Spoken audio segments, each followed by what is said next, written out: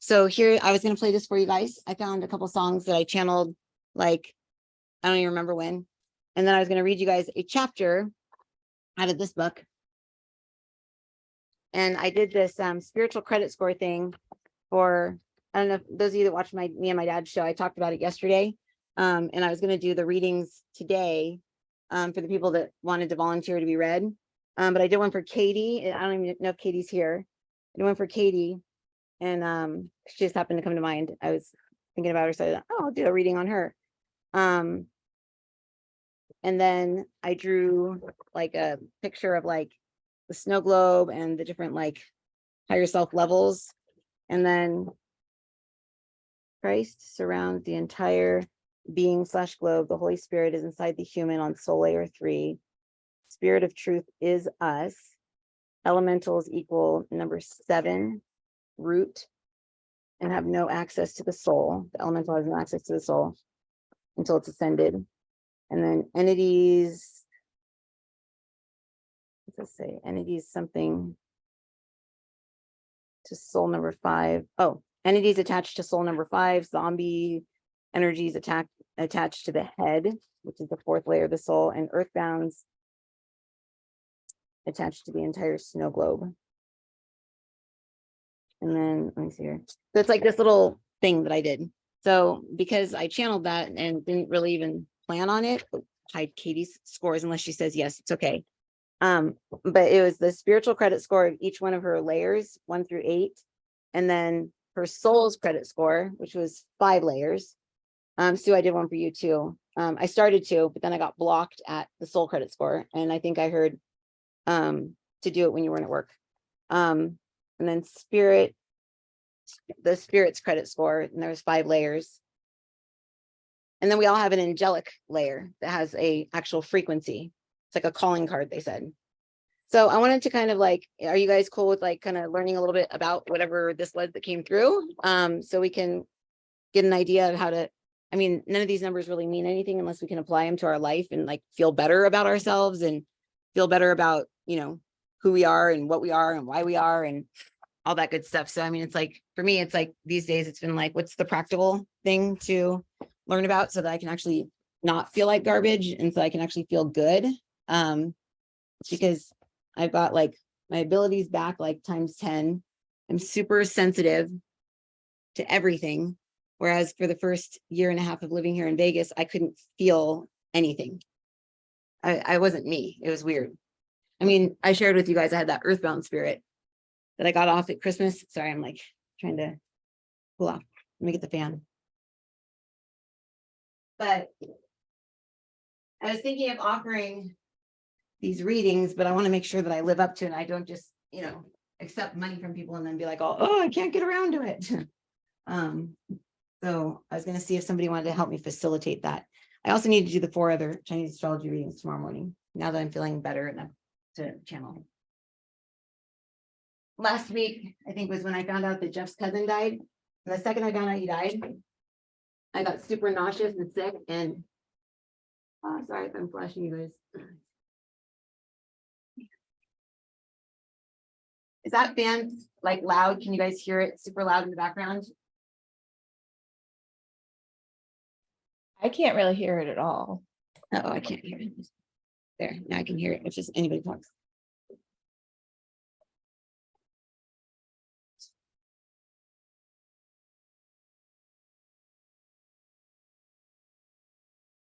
Hold on, guys, sorry.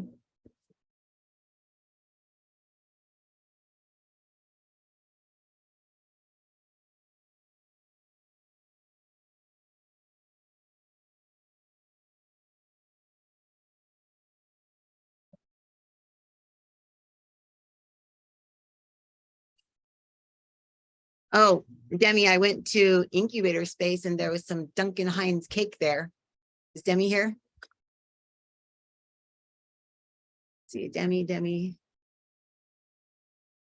I think I see Demi. It's a good thing Madison wasn't there. She would have been like, oh, you're the one that. Bella, come here. How'd you get under there? Okay, so here's the deal. Let's do this. What they're saying right now, it's interesting. They're saying that the bottom of the 12-story building is the spiritual credit score stuff, and then the soul credit score stuff is like the top part of the 12-story building and beyond. And then the spirit credit score is actually like the piece of us, like our spark that kind of moves through the 12-story building. So everyone here has been coming to classes like forever. So you guys all know what the 12-story building is, but just for the sake of, you know, remembering, I was going to read part of this, but first let me play this song that the guides started playing. Whenever they start playing music by themselves from random apps that I don't have open on my phone, I'm like, okay, I guess I'll play it. So it clearly has energies or something in it that we need to experience. These glasses are funny looking, but they work really good.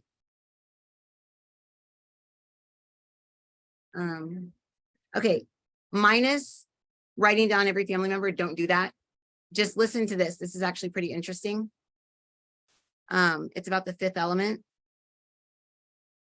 And then I can do two other recordings that they want me to play for you guys. As far as journaling goes, just free write right now. Like as you listen to this, just write whatever comes to mind. Don't set an intention. Don't be like, oh, I need to, you know, whatever, just write. Like if you start writing your laundry, you have to do your laundry, you need to change that, whatever, just whatever's on your mind, just start writing it down on the paper to kind of get all the extra stuff out of your head and onto paper. Once you're done writing like whatever's on your mind, I want you to write a letter to your higher self, okay? And that letter is going to be basically your desire to connect with and communicate with your higher self and ask them for advice. We haven't done that in a long time. We haven't asked our higher self for advice. I did that today with my higher self. And I was like, whoa, that's weird. I haven't asked my higher self for advice in like ages. Like I always just kind of felt like I was my higher self and I didn't really need to do the whole ritual of like I'm my higher self and blah, blah, blah. Like I always just felt like I was my higher self. But when I moved here, I definitely became my lower self and probably like even lower than that.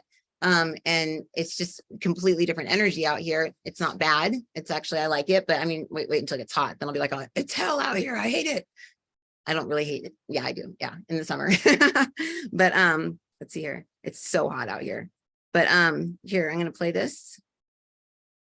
This is about the fifth element and space and allowing your higher self or whatever to pull you into a space that you need to be in, not like intending to go into a space. So like when we're doing the 12-story building tonight, we're going to be asking to be drawn into a certain space instead of like people that are astral travelers and are really used to kind of like using your mind. Like I'm now at the beach. I'm now on level 4. I'm this, I'm me when I'm 5. I'm this. You're kind of willing yourself into these different spaces. You're not going to do that tonight. Tonight, you're going to allow yourself to be drawn into certain spaces. So, oh, that's why they wanted me to play this. Okay. So I'm going to play this.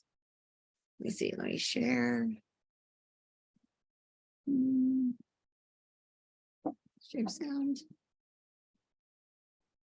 Computer audio. There we go. Share. Okay.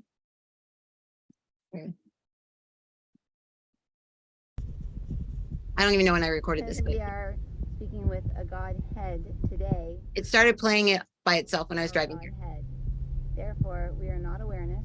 Awareness flows through us and unto the physical world. And in that awareness, there is a translucent space that you can allow yourself to be drawn into. You cannot go there. You can ask to be taken there, but you can't name it.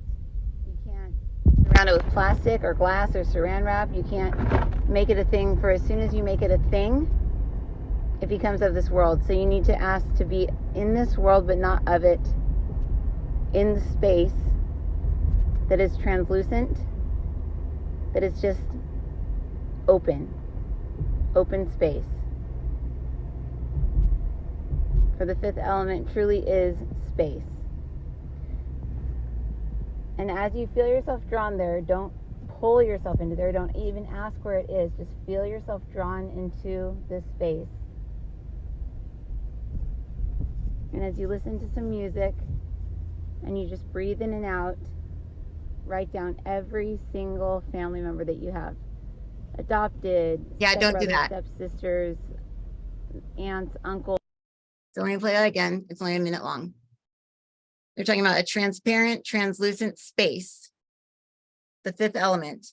It's a void. And it's the ninth layer of the 12-story building, but you don't want to name it. You don't want to turn it into something. You don't want to like imagine that it's glass. You don't want to imagine anything. Just allow yourself to be pulled into the fifth element and just close your eyes, and maybe Sue can play like the Hay House song or something like that for like, 5 minutes or something, and just sit there and just allow yourself just breathing in through your nose and out through your mouth, just kind of breathing, just like after you kind of brain dumped your stuff on the paper. And just listen to the music and just kind of breathe and allow yourself to be pulled into that space. It may take like a second or it may take the whole 5 minutes, but just kind of sit there and just kind of allow yourself to feel the music inside of you and have yourself pulled into or become or whatever. Just you're trusting that the piece of you that knows how to do this will pull whatever piece of you that needs to be there into this space, this translucent space that I'm talking about here. I'm going to do it too with you guys. I'm interested to see how this works. Let me play it one more time.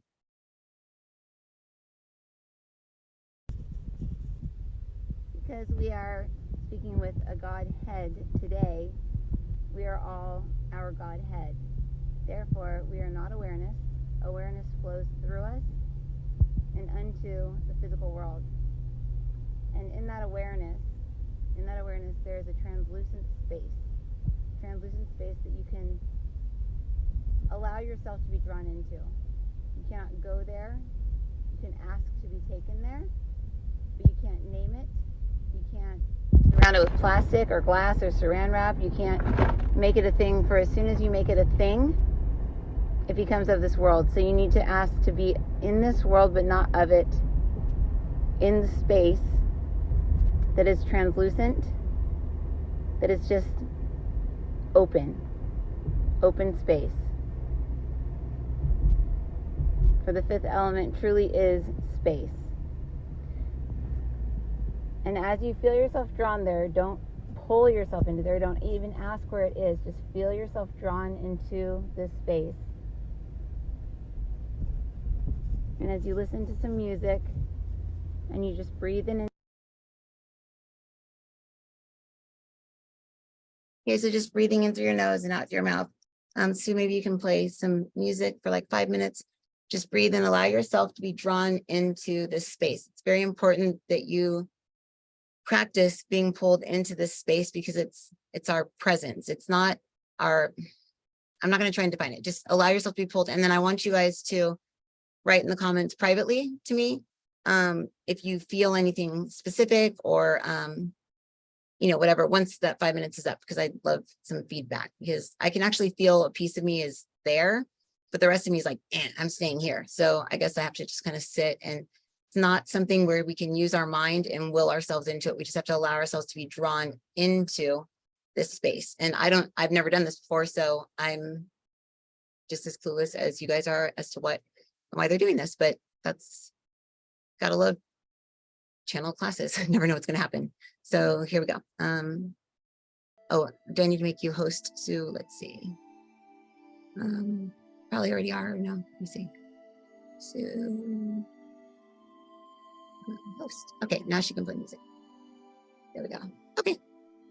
Sue can play some music. And then remember the intention to connect with your higher self. You can do that after you feel drawn into that space, or you can just kind of sit and listen to the music and enjoy it. I'm going to hold space. The piece of me that is there is holding space to pull you guys into it. I'm not going to describe it because then I'll ruin it. But again, just allow yourself to be drawn into the space, breathing in through your nose, out through your mouth.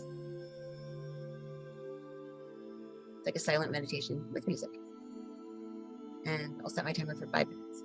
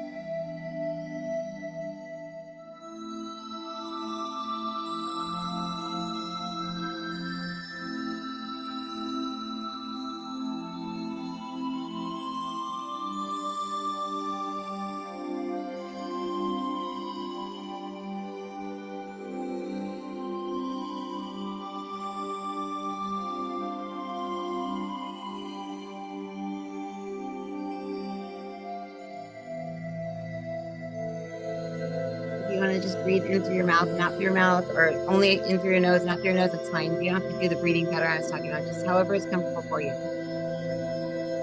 Laying down or sitting up.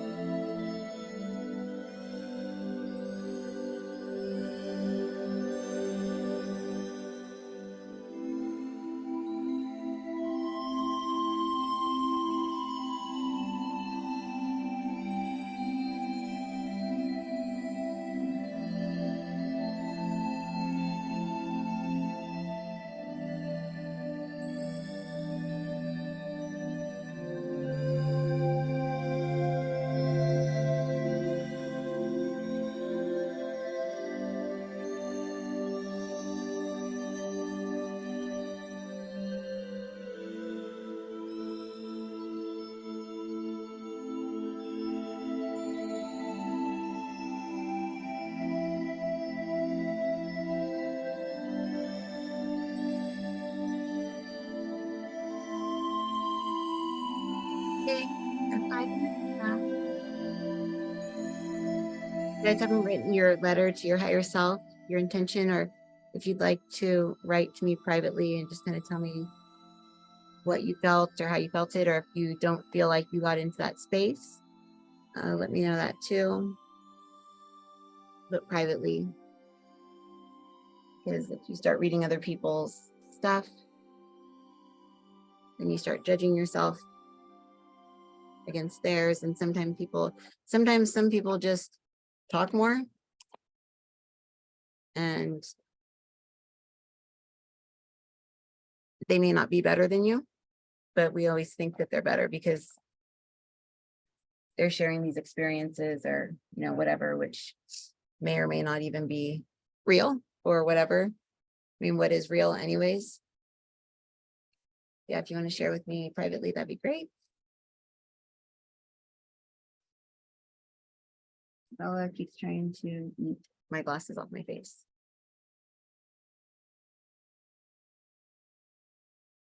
I don't know if you guys saw when the music was playing, if your eyes were closed.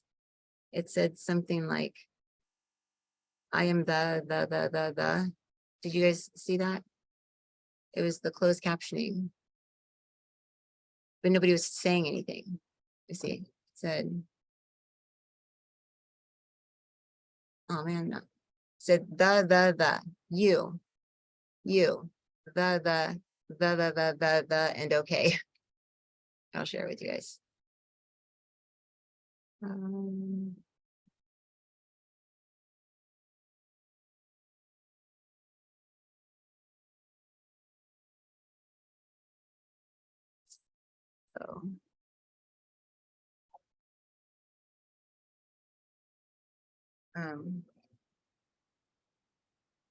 That's what was on the screen when it was the you the and okay. Did you say that, Sue? Because it says your initials next to it. I don't know if you were on there. No, it was trying to transcribe the song, but there was no words. Oh, that's really funny that that's what it transcribed it as. The you the and okay, because the whole point of it was that it's not a thing, like it's like the dot, the comma, the dot, you. I don't know if I'm the only one that finds that kind of amusing, but it's kind of cool. But that's what it transcribed it as. So it's interesting to see what the computer, oh, here's Matthew's little Valentine's Day thing that he made for his friends, or that I made. Any other parents end up going to the 5 stores to buy Valentine's Day, only have them sold out? They're all sold out of Valentine's this year, so we had to make our own. Okay. Okay, Brittany, I agree. I felt like I was pulled, but for me, I felt like I was pulled onto like the right side of my head, like over, like kind of like tip, kind of like how like a party hat would be kind of tipped to the side. And it was like I was inside of like the cone, like the cone that's on the party hat, you know, but it's tipped to the side, like to like my, at the top of my head was 12 o'clock. It'd be like at like my 2 o'clock. If like my right ear is 3 o'clock, and then my left ear is 9 o'clock, and then my chin is 6. So yeah, I was like at 2 o'clock, the little party hat was tipped to the side, and I was like inside the party hat. And I felt like the party hat was made out of like, it felt like kombucha mother, like the kombucha mothers when you make your own kombucha tea, and that like gross little thing forms at the top. They call that the mother. That's what makes the kombucha. But it felt very much like fleshy, almost. It almost felt like a fleshy, maybe that was the chakra in the flesh level, because I feel like I was still kind of in that. So I'm wondering if other people that are in different layers of their, oh, this is why they're saying, so they say, as we say unto this, we say that each individual is going to feel the 5th element in a different way, because the 5th element is space. It is a space within you, and it's a space without you. It's a space around you, and it's a space in the centrifugal configuration, the fusion point within you, whereby you can enter into eliminating everything and anything in your life, thereby resetting yourself and stepping into life in a whole new way, if you are to find the space within you. It's a still point. It's not, it's not the God particle. I'm like, is it the God particle? They're like, it's not the God particle. If you want to call it something, it would be the spirit particle. It's the spirit. It's the perfect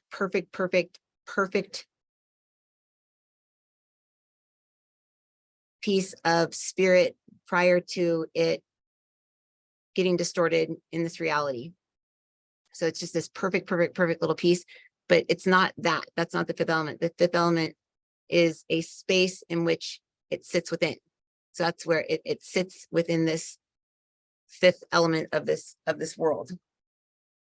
But as individuals are in different layers of their souls at any given time, this space may feel different for them at any given time, because there are 5 different spaces, 5 different spirit spots within themselves in which they can reside.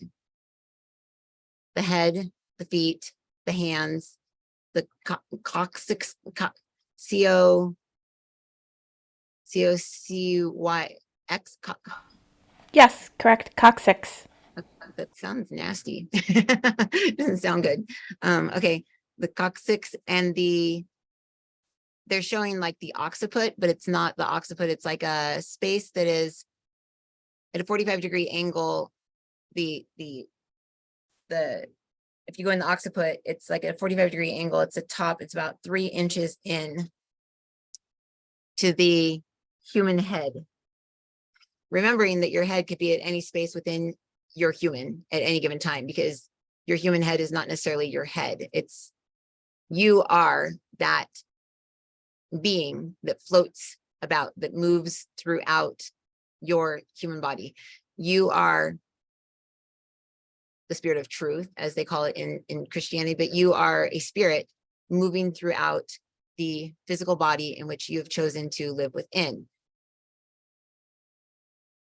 You're also a soul, you're also the human, you're also a man, you're also a woman, you're also all these different things. But for the sake of tonight's channeling, for the sake of tonight's class, we are going to take each of you into this space, because this is the space where you can go to release negative emotions, feelings that you can't shake, ideas that you can't get rid of, that say you were determined that you were going to be a mailman when you grew up.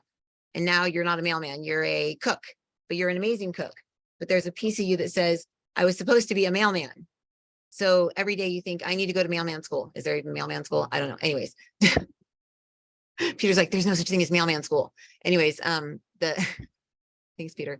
But you feel as if your mission is not complete because there's something within you that says, this is what I was supposed to be, whether it was because you were told that, or you thought that, or you decided that, and then you became something different, but you love it, but you can't love it completely because you feel like there's something else you're supposed to be doing. This is where you get caught up in the looping thoughts, the thoughts that of, oh, I should be doing this, I should be doing this, I should be doing this other thing, this other thing, this other thing. And you can't possibly be happy like this. So entering into this space within yourself to reset that is something that is quite pertinent to most of your spiritual missions at this point. So we wanted to discuss this with each of you, have you discuss it with your own mind, with your own space within yourself, and ask yourself, what regrets do you have right now? And what spaces do you feel like you need to be that you're not? So this is what we'd like you to write down right now. What do you feel like you should be doing right now that you're not doing? Ding.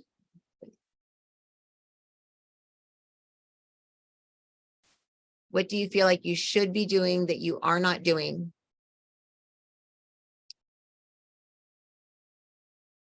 And when did you decide that this is something that you should be doing? Is this something that you thought your entire life? Like me, it's like, my dad was always like, oh, our little attorney, because I would argue from the time I learned how to talk. I didn't learn how to talk until I was like almost like, I think 4 or something, like Matthew.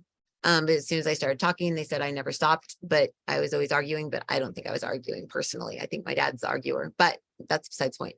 I guess that would be an argument. But anyways, a little piece of me has always been like, oh, am I supposed to be an attorney right now? You know, it's like, no, I don't want to be an attorney. Didn't even make it through college, so can't be one. But, you know, there's that little piece of me that's like that's what I was supposed to be, because that's what they said my entire life. And that's what I went into college to do. And that was my major, like English and like all the, you know, basically that's what I was set out to do.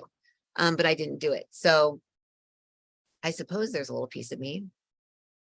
So if I ask how old that me is that decided that, yeah, I was 19.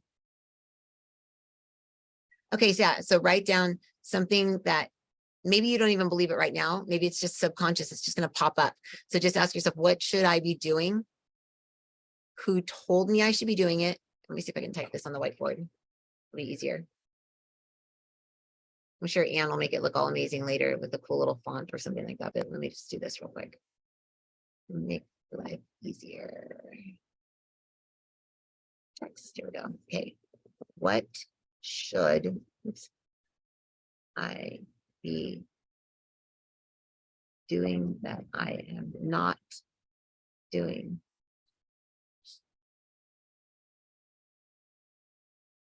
And you can list 1 to 100 things. I mean, that basically like, just list, I'm not 100 things, but you know what I mean? Like list 1 to 1,000,000 things, whatever.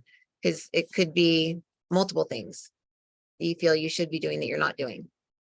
But then separately for each of those things, you're going to need to write, when did I decide that was something to do? Age. Who originally told me?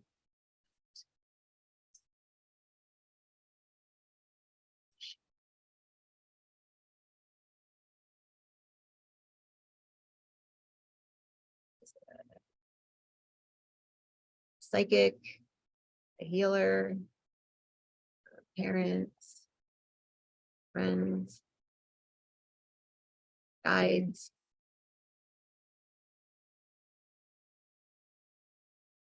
your brain.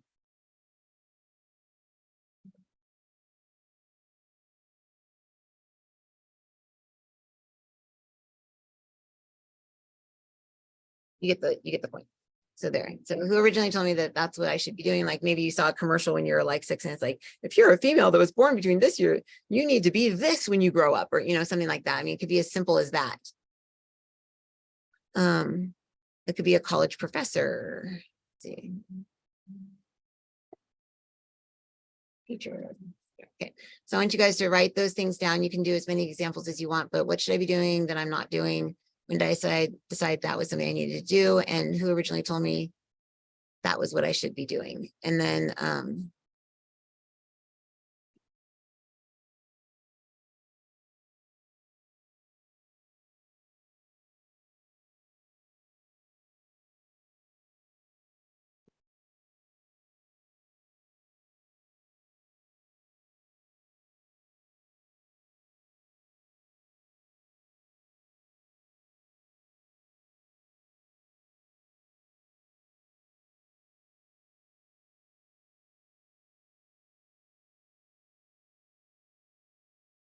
so are you willing to let it go? Yes or no? And then if no, what are you needing to do to make this happen?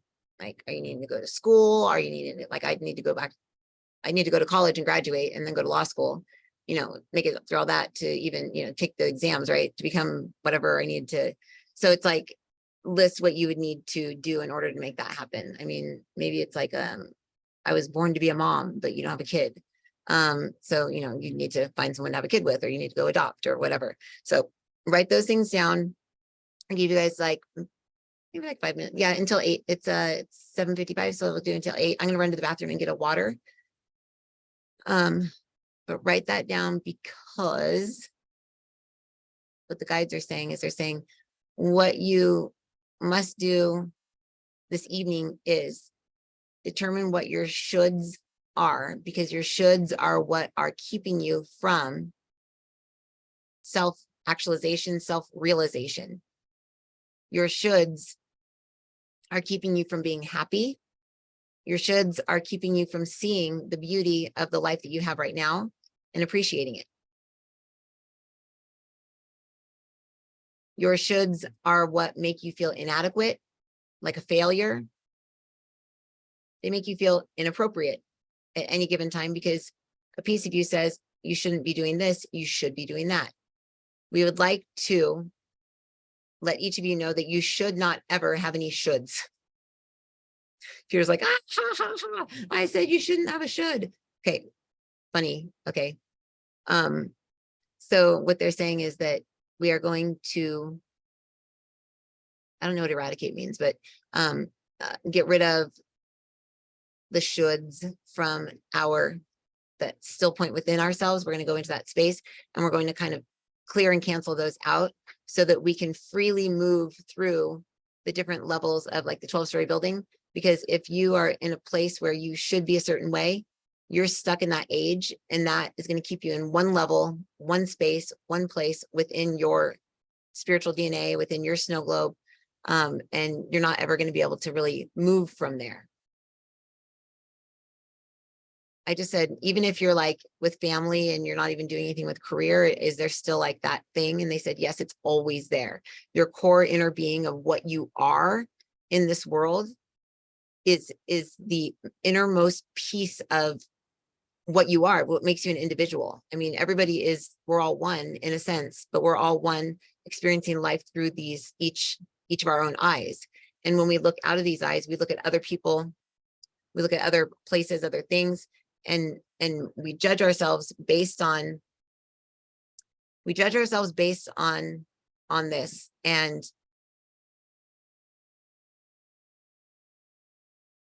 who we are is something that we need to know who we are. And if we're not, sorry, there's like a million people talking. Hey, one person, please. It's Mary. Okay, we need to know who we are. If we don't know who we are, we might as well not be here. It doesn't mean you need to know exactly who you are, but you need to know that you are somebody that's looking to find who you are. You're not somebody that should be this and you're this instead. You must begin to release that so that you may begin to see and understand and be. Some people say, oh, just be.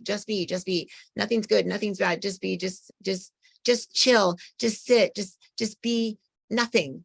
That's impossible. You're a human being. You're going to be something, whether you're a lazy slob or you're a motivated person that wants to go out and do things. It doesn't matter. Those are something. That's something that you see yourself as. So you must ask yourself, who do I see myself as? Is this what I should be? If not, what should I be? Who told me this? When did I start to think this? And am I willing to let it go? And if not, what do I need to do in order to put this into play? So brainstorm, write these things down, and then we'll take you to the next step. Okay, I'll share with you guys. One of my things was, no, I'm not willing to let it go. And what do I need to do in order to put it in place? And I heard, wait 10 years. So maybe it's like, comes down to what Viana teaches in Theta. She talks a lot about it. In one point, I think it's Theta 3 or something like that, the third level. She talks a lot about divine timing. Because we're psychic, because we tune into the future, sometimes we feel like we're supposed to be doing things now. Like me, it was like, oh, I need to, but like a while back, it was like, oh, I need to create this show that's like a mind, body, spirit makeover show. And I worked really hard to do that. Come to find out, oh, it wasn't divine timing. Divine timing is still not even like until like 3 years from now. And I don't even think I'll have to create it. I think it'll just be something that's already made, and then I'll be a part of it. So it's like, sometimes we think that we need to make something in order to do it, when in reality, it may just be something that is in our field as part of our purpose or part of something that we're going to do in the future. But our divine timing, we think it's right now. So then we feel like a failure right now because we're not doing what we're seeing ourselves doing in the future. Does that make sense? Hit a 1 if that made sense. So you can use things like muscle testing, because there's no real emotional attachment to something like, is my divine timing now that I should be doing, that my mind thinks that I should be doing this? What is my divine timing? Is it a year from now, 2 years from now, 3 years from now? Was it 10 years ago? Do I need to let it go? Good. Scott understands. Scott took Theta with me. That's why.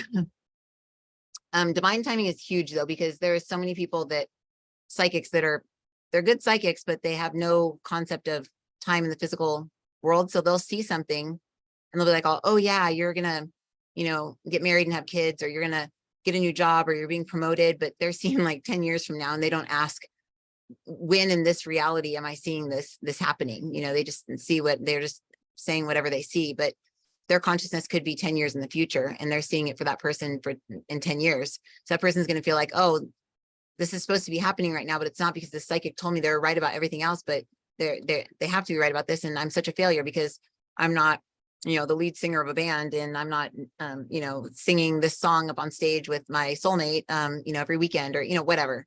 So hopefully that made sense. Glenn's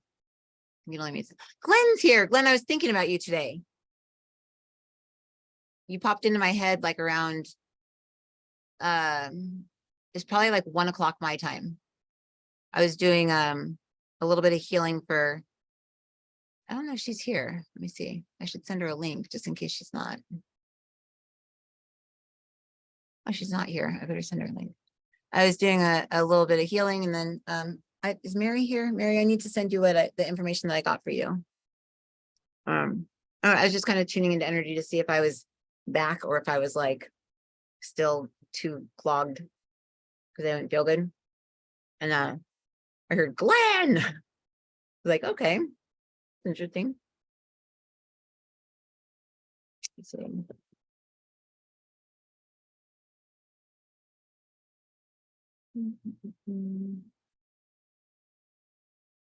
Send her the invite link. There we go.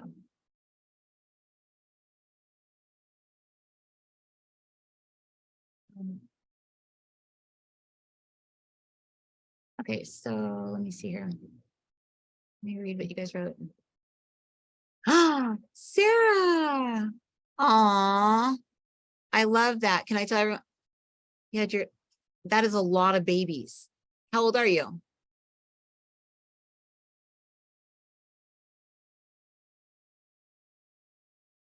Oh, Sarah's back.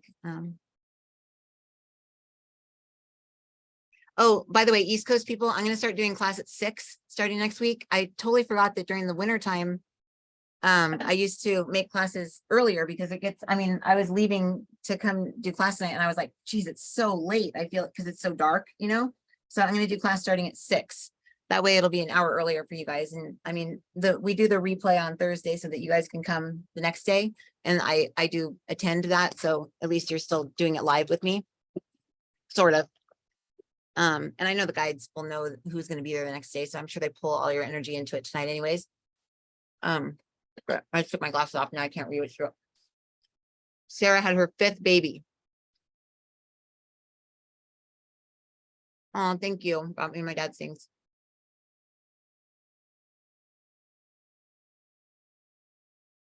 Oh, Sue says still points in CST are places where the cranial rhythm pauses and becomes still, usually a profound place in the body of knowing, awareness, and wants to be healed. Sue, question for you. Still points within the body, is that a place where in cranial sacral you can go into them? Or are they places where you're drawn into, or what's the deal with still? She wrote still points in CST are places where the cranial rhythm pauses and becomes still. Very interesting. Sean, I'm reading yours right now. Oh my God, I just almost choked on the pistachio.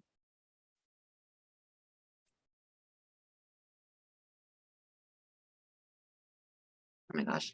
Sean, I dealt with that at the YMCA. You want to give me a call tomorrow?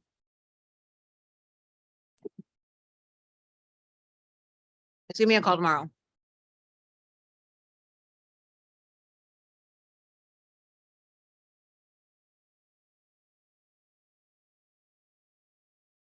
I'm sorry you're dealing with that.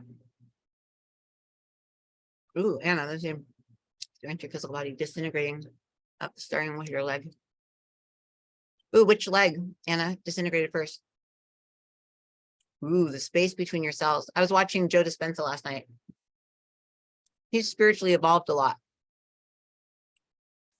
He was talking about the space, I think, between the cells.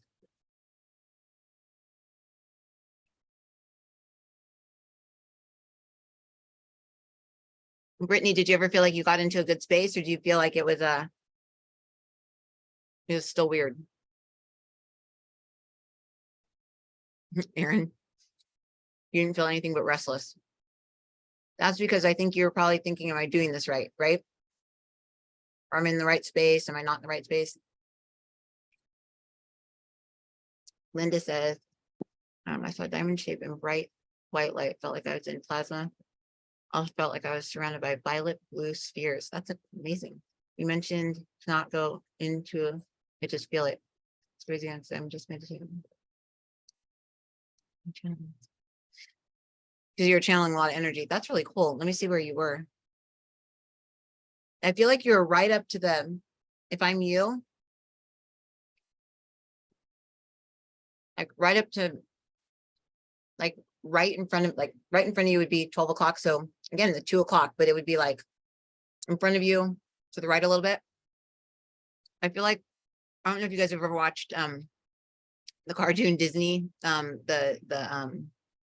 think it's a Mickey Mouse Club, or they all live in this little house where there's a wall and the wall has like a face on it.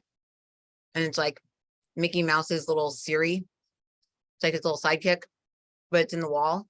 I feel like that's where you went into. It's like you're in this like liquid, it's a liquid mirror, and you're looking back at yourself. That's very interesting. Oh wait, no, then it pulled you up out through that. And I see you right above your head. Just hovering there. That's really cool.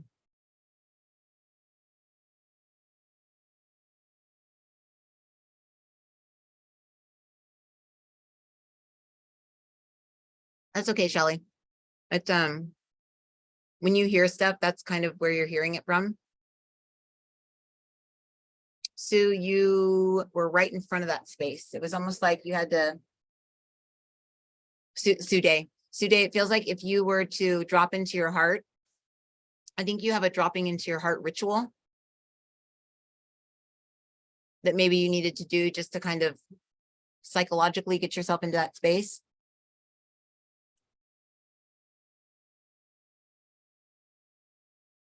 Oh, I'm sorry, guys. I have the camera off. Can't see me.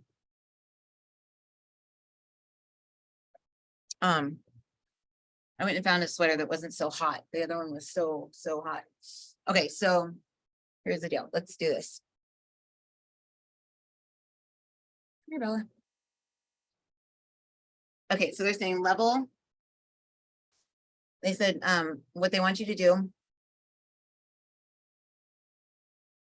is write out numbers 12 is at the top, 11, 10, 9, 8, 7, 6, 5, 4, 3, 2, 1, all the way down, and then a 0 beneath it. So it's going to look like, I should just write it on the board. I wish I had a pen. I don't have a pen. Don't you have a pen? Here, Bella, teach class. Will you teach class? No? Hey, sit. Good girl. Dance, dance. Good girl. Dance. You're so good. You're so good. Yeah. Oh, you're so good. Dance, dance. Sit. Good girl. Sit. Good girl. I wish I had a treat to give you. Okay, hold on.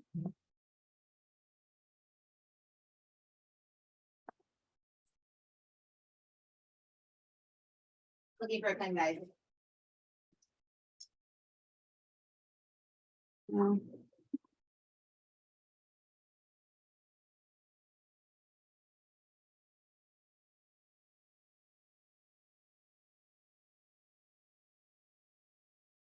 Okay, so.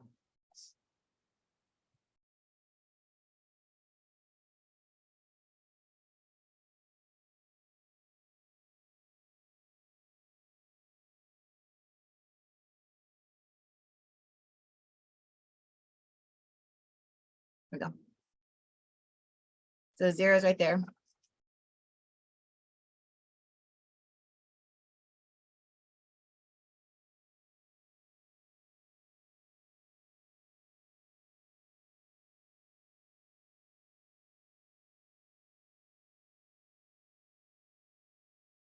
So you meaning like you're looking out at other people, places and things, like these are people that this isn't you. This is like, well, this would be you, and then this is me. So you guys would write me, you. So this is like the world that you're looking out at, okay?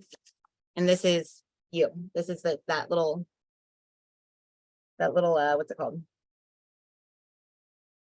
That's you, I guess. Okay, I guess it's not a 0. I guess it's a dot. Me. Okay. And then what they're saying is,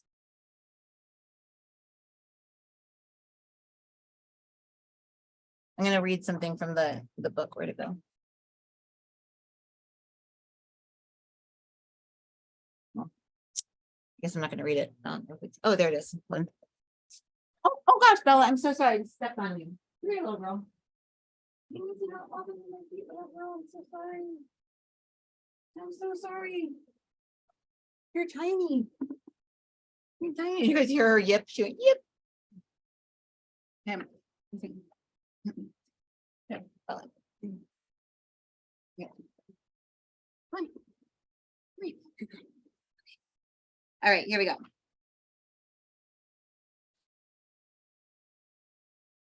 I'm turning into my dad. I'm like, let's read. I actually love listening to my dad read. Okay.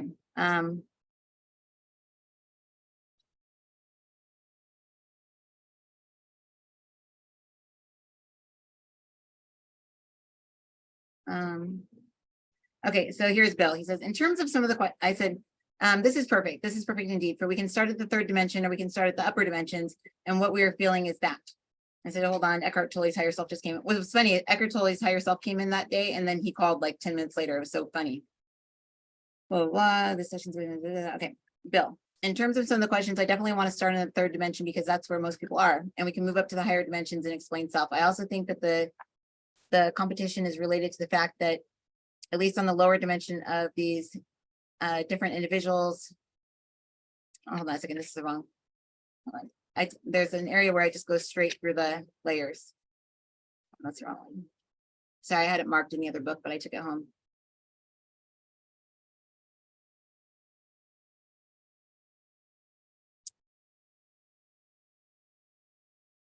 Okay, the first two floors are part of the fourth dimension.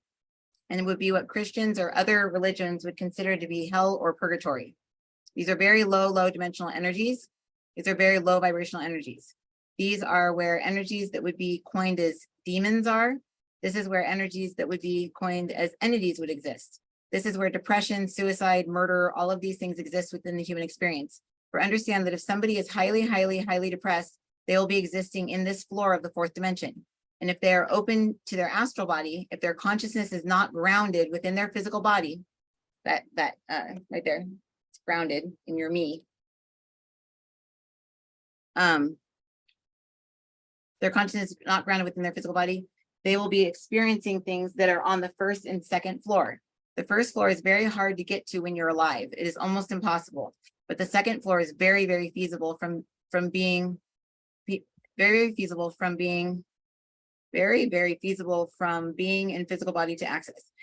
And this is where people who say they're living a happy life, this is where people who say they're living a happy life, they have something happen to them, and then all of a sudden they go out and they kill people, or they go and they kill themselves, or do something very horrible that is unlike what they would have done. It is most likely that they slipped from one layer of the astral plane down to the lower level of the astral plane and were affected by what was down there, and they were not used to dealing with this prior to this happening. So the third floor of the astral plane would be where most egos exist. So the ego is the next layer, the third layer. This is ego energy. When people are me, I must do this, I must do that, I should do this, I should do that. I,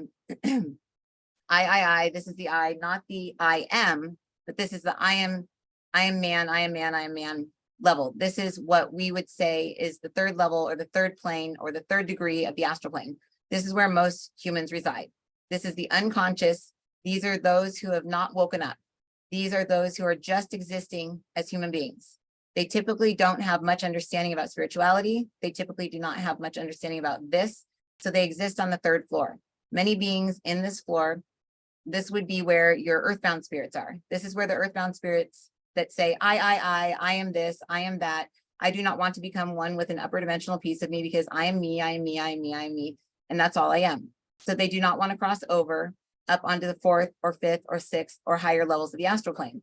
So know that the third floor is where you will deal with a lot of aggression, selfishness, jealousies, and fears, and a lot of petty energies.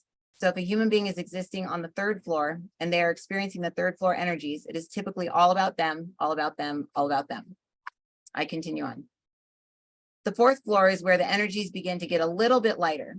This is a between world. This is a between world where there is still duality, but one is more open to the spiritual energies.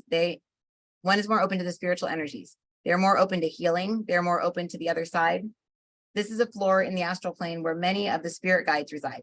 Many of the spirit guides reside here. Many of the totem animals, many of the fairies, many of the gnomes, many of the lower frequency guides. For the guide in which you communicate with, Abraham, this guide hangs out on the fourth floor and the fifth floor, back, and then back to the fourth, back and forth. For this guide can communicate best with those who are just opening up to their spiritual journey, who are just starting with their spiritual journey. This guide enjoys working with the newbies, so to speak, and this is why all of you have connected with this guide, because when people read this book and their minds are open up to, oh, my conscious level just raised up, now I'm on the fourth floor, they will then have a choice to work with this teacher or not work with this teacher. And this teacher truly enjoys working with the new spiritual beings, teaching them discernment, teaching them manifestation, teaching them how to build a life that they're happy and joyful within themselves, teaching they are a spirit within a human body. And this is what this teacher enjoys working with. There are many other crossed over spirit beings that hang out on this plane as well. This is not heaven. This is not purgatory. This is not an in-between land. It's just a frequency where many go to learn. So you may look at this as almost like a university plane where many come here to learn. If spirits who have crossed over and are on the fifth floor are to want to communicate with those who are on the earth plane, they will drop down to usually the fourth floor so they can communicate with those who are in the third dimension. Because many people, when they meditate, will rise up to the fourth floor. Many of your just standard, normal, regular people who are just beginning are usually like, like we say, existing in ego, existing in the pain body, quote unquote pain body, as they say, existing in all these lower dimensional feelings, these lower conscious levels, these lower, as the channel calls it, spiritual credit score. Their score is lower, so they are on this floor. When they go up to the fourth, this is where many family members will meet them that are on the other side. This is where many of the guides reside. Many of the lower, newer guardian angels that are working their way up in rank to become higher angels and creating angels will hang out in this realm. It does not mean they are from here. It is just where they hang out to make their connection with the human beings that are reaching out to them. So what the guides are saying is like, we're us and our me is down here. The outside reality, like everything we're seeing around us is here. If we get stuck in this, we become kind of part of the collective and we're just basically a slave to whatever the collective, wherever the collective is at any given time. If we're able to pull ourselves into like our me, we can command our space and we can go into any floor of this 12-story building that we want to, because this is all within us.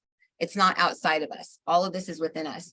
And it depends on our emotions where we're able to reach. And if we're in a I should be this, I should be that, I don't know who I am, you're out here and you're you because somebody told you that you needed to be this, and that, you're stuck out in their reality. You're stuck out in something that's outside of you.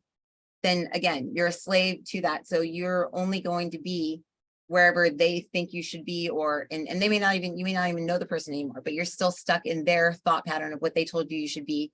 That's why, as a psychic, as an intuitive, it's very important that we disconnect from people, that we don't tell them things like, oh, you should be doing this, you should be doing that. It's like, they get caught up in your field, then they're in your field and you're creating their reality. So that's interesting. I like that. Anyway, okay, let me continue on this another couple pages. The fifth floor is where duality begins to slip away. The fifth floor has floors within it as well, 60 floors within it as well. But we will not get into this necessarily right now because this goes up into different dimensions. But the fifth floor is where the astral plane one is able to contact the soul plane. One is able to contact higher selves. One is able to contact the upper dimensional aspects of a human being. So when one is residing on the fifth floor, while they're living on the earth plane, this is while you're alive, their conscious level has raised up. They have been able to release much of their anger. They're existing within the fifth floor. Then they are able to connect with the higher self much more easily and at will than others who are on the third floor and their higher self cannot come below the fifth floor.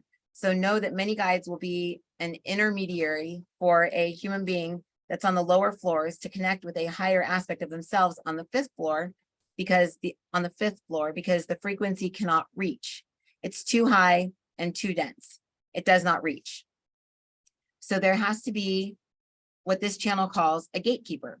What she has learned, and what we will use this, and we will use this word because this is what her brain knows, a gatekeeper that stands between and brings the different frequencies together to connect as one. Understand that as human beings, we are able to raise our conscious level, raise their spiritual credit score, and begin to match their soul's spiritual credit score.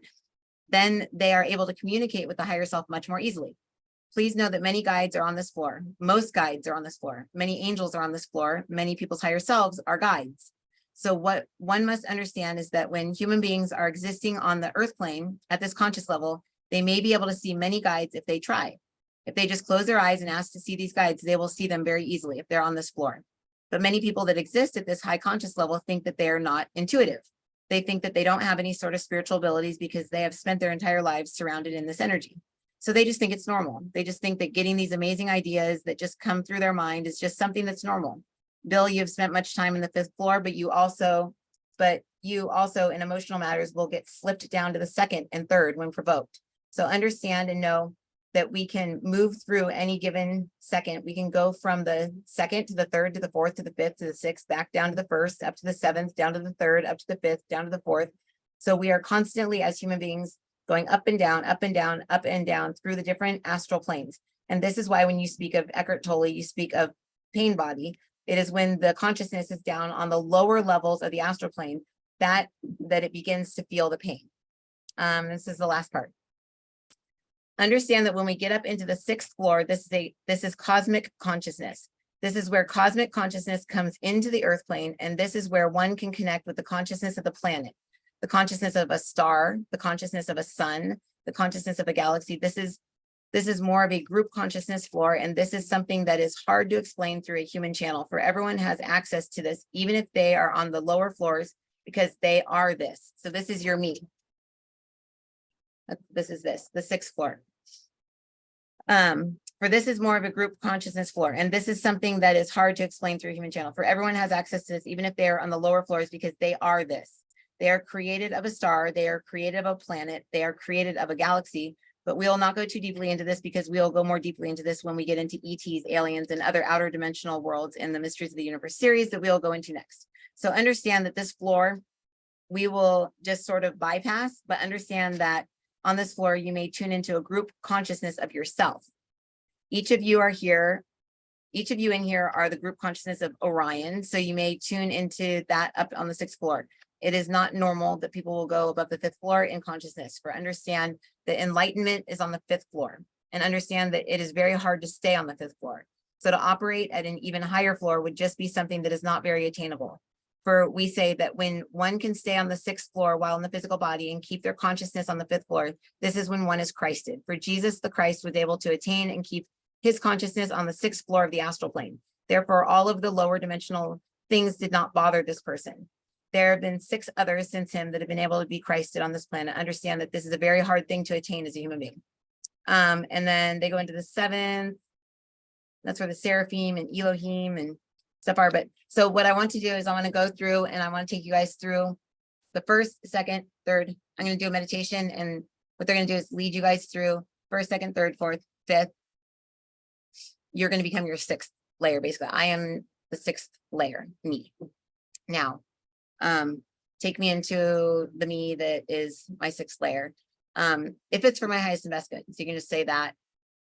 And then I'm going to lead you guys through a meditation, and we're going to clear out first, second, third, fourth layers, because those are the layers of our spiritual credit score. Those are the layers of us that we have attachments, we have entities, we have earthbounds, we have fallen angels, we have the Antichrist, we have Satan, we have like all of those things that we've been told exist in duality, and we have those programmed into us. So to be able to go through and just completely clear out all that, our shoulds are on the first floor. So that's like a living hell. Like they said, the first floor is like hell. Second floor is like purgatory. Third floor is your ego. Fourth floor is, I can't remember what they said. Anyways, but they're going to take us through that and we're going to clear that. And I think that everybody's going to feel a lot more amazing right afterwards and tomorrow. And let's see what happens. Sound good?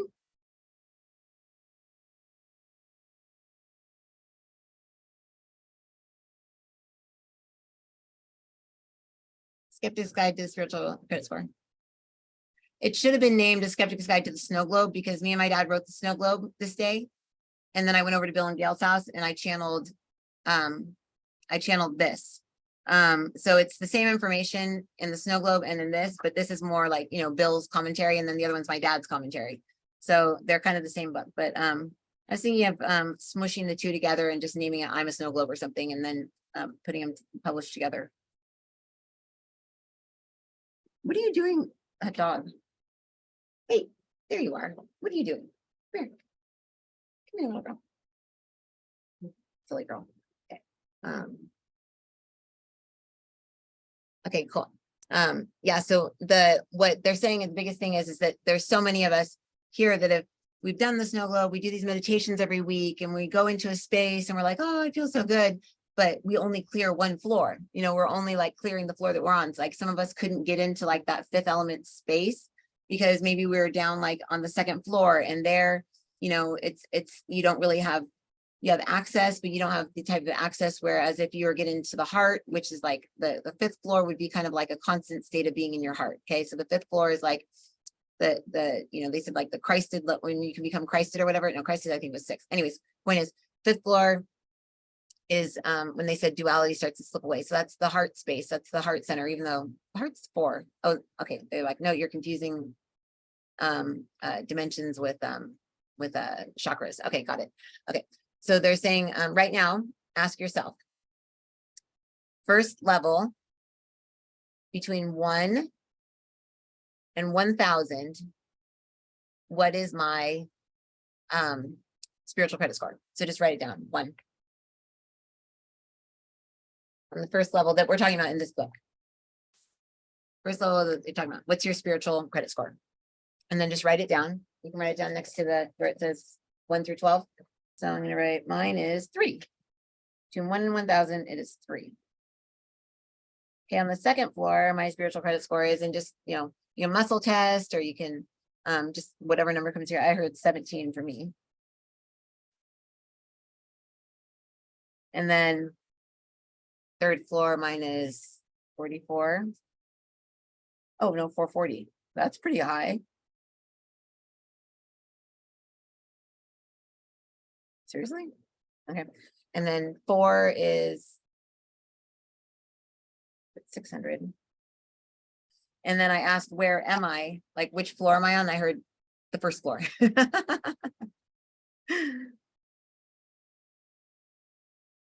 But remember, we can go up, down, we can go in all these different places. And just because I'm on the first floor and there's my score, doesn't mean that I'm going to feel crappy. Like, because the next thing you're going to ask is, 1, am I me? Am I me? Yes or no? Am I only me? Yes or no?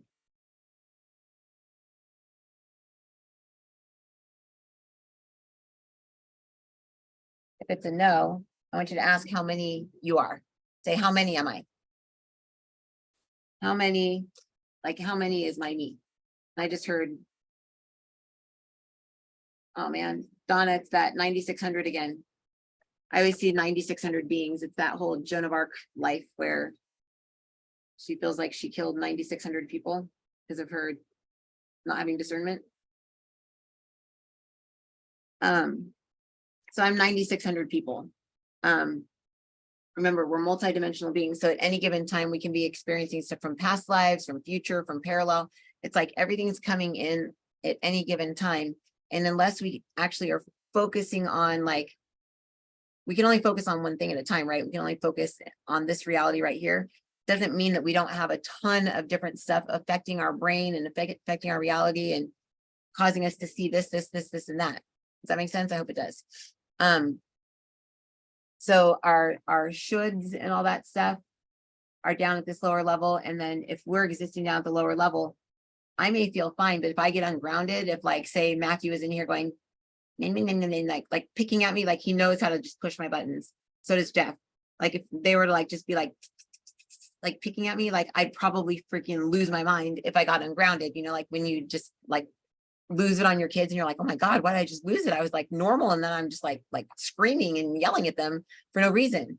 It's because all the energies that are down on the first floor are hell, right? So there's entities, demons, there's all of these beings down there, and they're not going to affect us until we go boing, you know, like we pop out of our own head and we get ungrounded, we come unhinged, right? So a lot of people that are depressed, a lot of people that are, you know, super angry, you're like, why am I so angry? It's like, it's because you're probably existing down on the first floor, or, you know, down at a lower dimensional level for any given reason. And tonight it's about the shoulds, you know, that's probably why I'm existing down at the one, because when you're in a, I should be this, I should be that, you're living in your own created hell, like your own created hell, because it's like, you can't be happy with what you have because you should be doing this. And how are you supposed to appreciate anything you have in front of you if you should be eating something else? If you've got dessert in front of you, but you should be eating carrots, you can't even appreciate the yummy ice cream that you have in front of you, you know, because you should be working out instead. It's like, just enjoy the freaking ice cream and then worry about working out later, or just don't eat it. And, you know, it's like, it's like, whatever you do, enjoy what you're doing, you know, even if you shouldn't be doing it, you're doing it because you want to be doing it. You're doing it because for some reason. And if you shouldn't be doing it, who told you you shouldn't be doing it? Is it you? Is it someone else? Is it the media? Is it the world around you? So those are important things to ask yourself to get out of this should world, right? So I'm going to lead you guys through a meditation that's going to allow you to become your, see, we're becoming our sixth, the us on here, we're becoming our sixth layer. And I'm going to take you guys through first, second, third, fourth levels. You don't need to know what they are. We don't need to know anything. And we're going to use an elevator. Like we're going to use basically a disc that's going to come up from the center of the earth, from the earth star chakra. And it's going to be like spinning. It's going to pick up the earth star chakra. We're going to merge with that. And then it's just going to move up all the way. And it's going to take us through the different levels, and we're going to clear those out. I'll help you guys clear them out. I'll hold space. And then we'll see what happens. Does that sound good? That sounds good. Yay. I got Aaron's approval. Awesome. Where'd my drink go?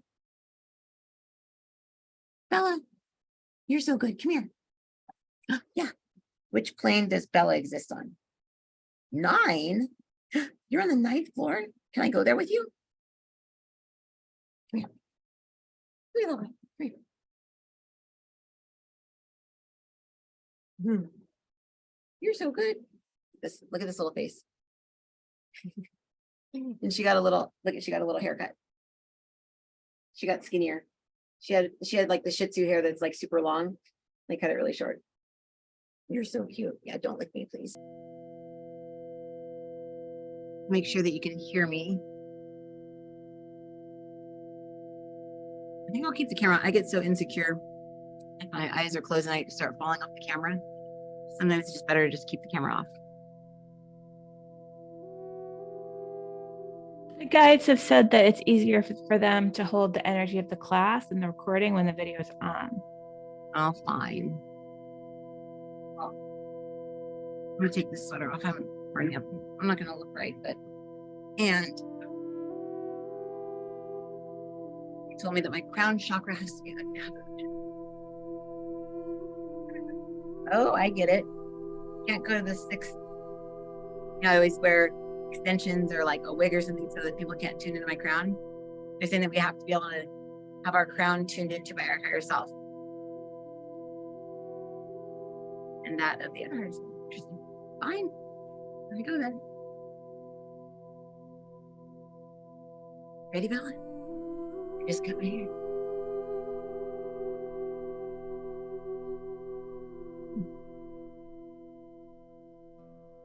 Here we go.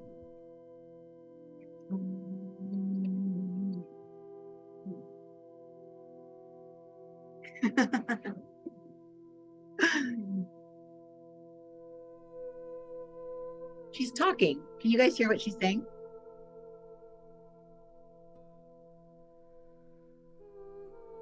Actually asked to be taken to the level the level within levels 1, 2, 3, and 4, where you can actually hear Bella and you can actually hear her.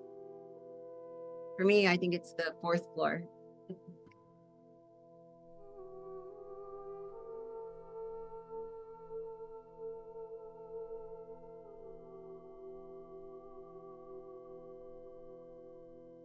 So God, Heavenly Father God, Holy Spirit, Divine Spirit within,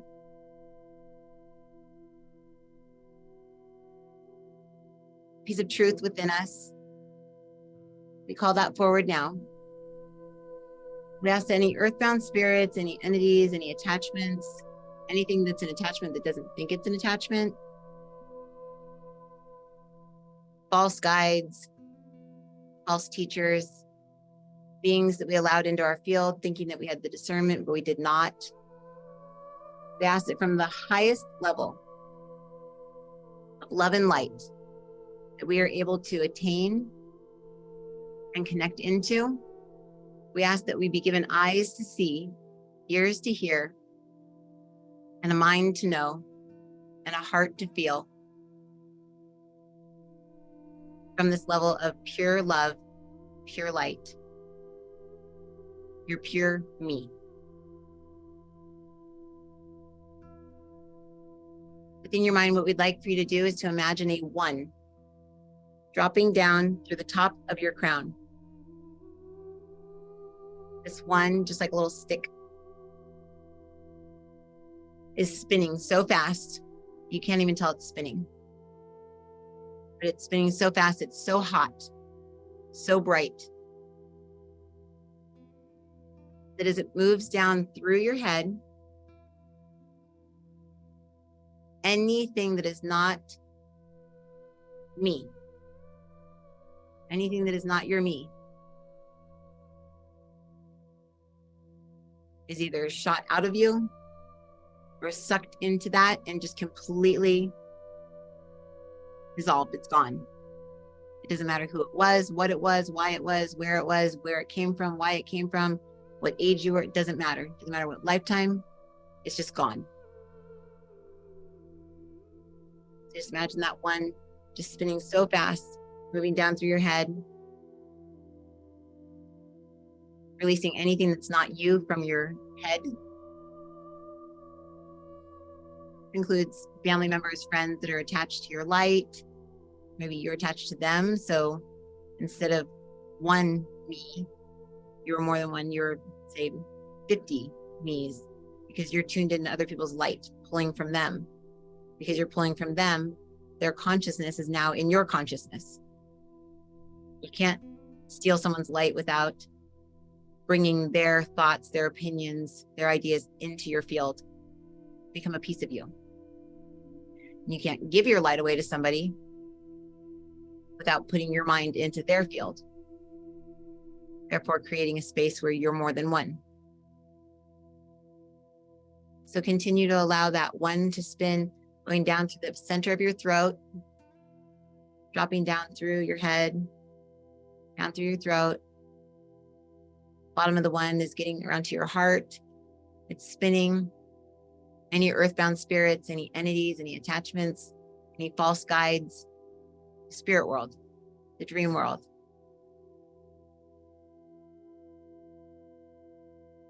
False guides, false teachers, people, places, things that you're attached to, cords.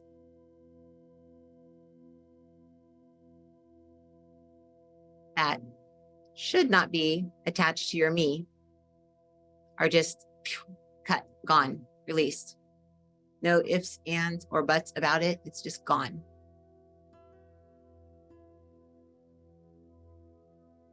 Allow that 1 to continue down through the center of your heart space. And when the 1 hits your solar plexus area, just above your belly button, like 2 inches above your belly button, there's a big like plasma ball of light that's there. It's you. That is you. That 1 is going to tap into that, and it's going to pop the bubble, and just all this light is just going to burst out everywhere throughout your entire body. filling your entire body with this extremely bright, so bright you can't even look at it, plasmic light liquid. Allow yourself to feel this plasmic liquid it's like unlimited amounts of it, just continuing to flow from the center of your solar plexus, filling up your shoulders, your arms, all your fingertips, your wrists, your elbows, your shoulders, your neck, your head, your heart space, solar plexus. It's going to end at your, it's going to stop at your, some of you guys, it's going to stop at your waist. Because you have to give it permission to go down to the lower dimensional realms in the legs.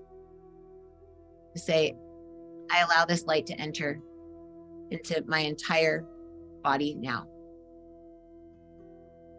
And that one is still spinning, dropping down past your belly button. Around where your belly button is, this is where entities are, where demonic forces are, attachments are. This is the elemental kingdom. This is all the things that talk in your ear and go, oh, go do this, go do that. Oh, kill yourself, die. Nobody loves you anyways. All these horrible things that are just muttered into your ears. These are pieces of you that don't like you. They don't like themselves, and you are them. So this one from all the way above your head is now down in these realms, bringing the most beautiful light, this unity, this peace. All these pieces of you that are destructive, get you sick, get you tired, make you want to quit. Go out and find negative forces to come into your life, to tempt you, to fool you, to make you think that you're helping somebody when really you're helping them kill themselves by being their enabler or their codependent or staying in an abusive relationship, thinking that it's because you love each other instead of helping each other to get out of this abusive cycle you're in.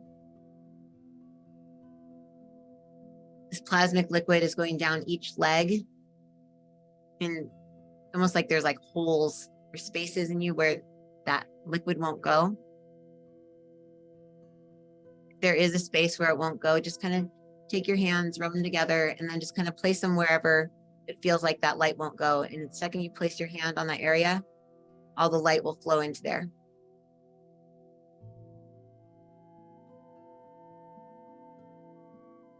Light's now filled down through your knees, your shins, your calves, your ankles, your feet.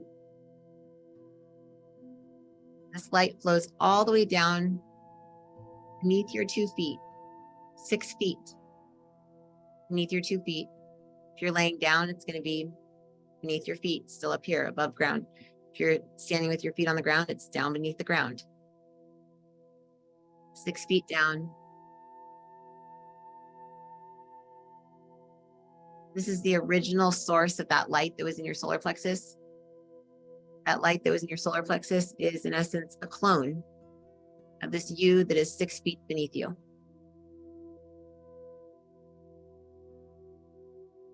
Creates a piece of itself, it clones itself to go into you, to experience life as you, to be you. That you gets trapped. What I'd like for you to do is to imagine a little portal beneath your feet. I want you to just imagine that you're going to kind of shrink down, go through that portal beneath your feet, drop down, and you're going to land inside that big ball of light beneath you. So if you're laying down, you're going to go like out your feet through a portal. Just imagine a portal beneath your feet, and then just imagine your feet just kind of being slid through that portal, your whole body sliding through that portal. And then you're going to be merged in with the big, huge, original life force energy that you are. This isn't necessarily your higher self, it's your self, so to speak. God's self, maybe it's you. It's your me. Inside of this bubble of light, or this amoeba, or whatever this is, it looks like just a moving plasmic thing. Inside this, you feel stillness. You may be like, am I in the right place? Yes, you are. If you imagine that you moved through a portal beneath your feet, even if you're just pretending like you felt like you went there, you're in the right space. Everyone's there.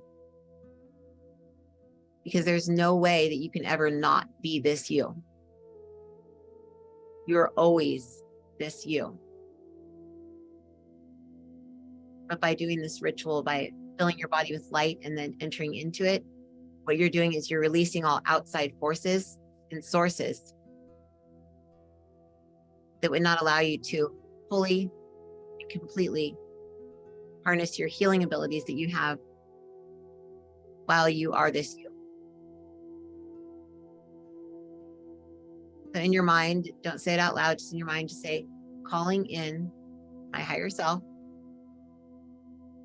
my guides, my teachers,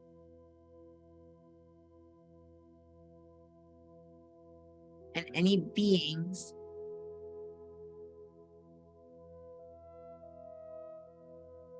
that can assist me, that are for my highest and best good, as well as their own. Calling in guides, angels, teachers, my higher self, and any other beings that can assist me, that are for my highest and best good, as well as their own.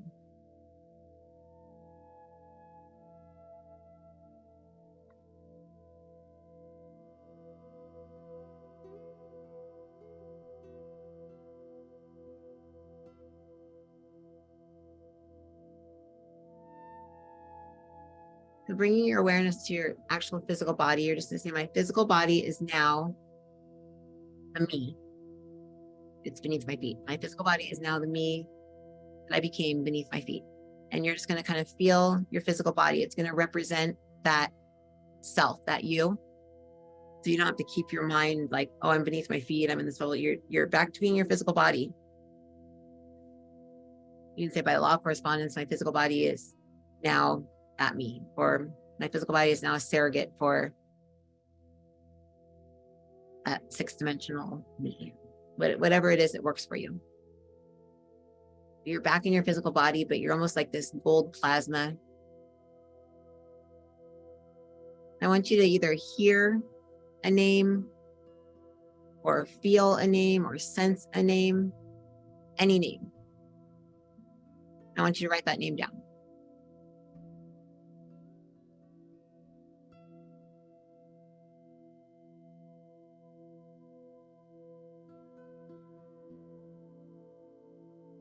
Any name, just any name. If you have 3 names, write down 3 names. It's fine. Someone's like, I have 3. Just any name. Okay. That's your name. That is your elemental name. That is the you that exists in the lower dimensional realms.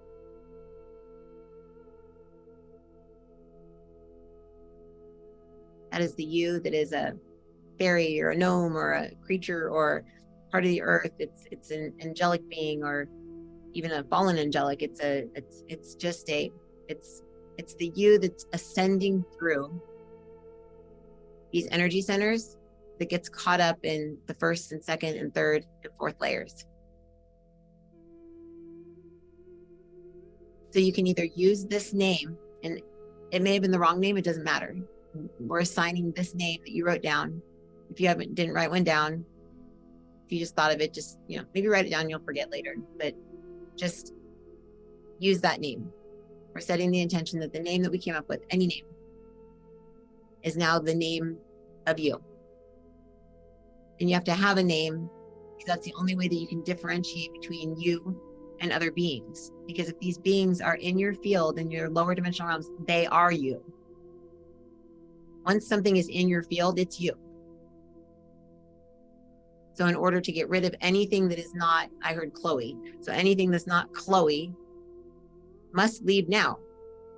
You're like, oh, I'm not Chloe. I'm not. Okay, okay, all right. Everything leaves. Okay, does that make sense? So my physical body now represents the me that I was in beneath my feet. Think of a name. So then you're going to say, I am now in that name on my first level.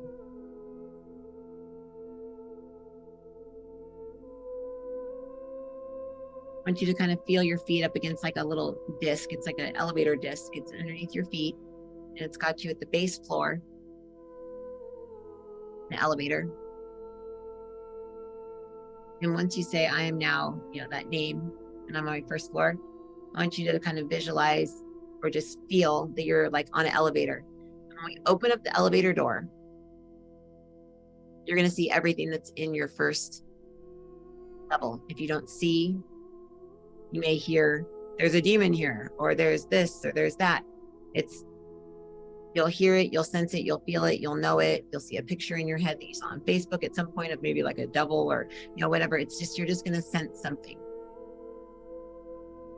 Or you can just say, how many beings are on level 1 that are not Chloe? I heard 9,600. That's funny again.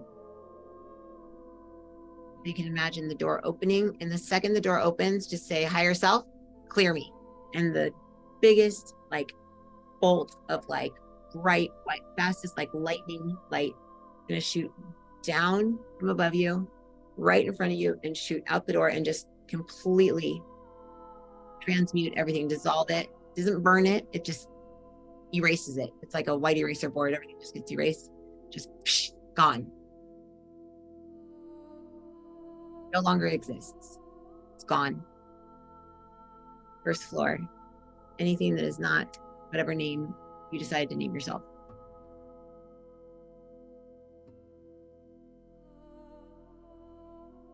This is your higher self, and as we determined earlier this week, the higher self is source.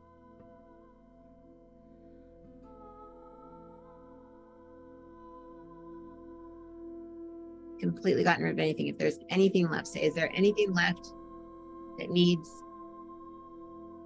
to be touched by the light? If you hear yes, just say, calling that forward now. And then just imagine the light, like the lightning just shoot down right in front of you and out both doors, and it's just gonna dissolve it.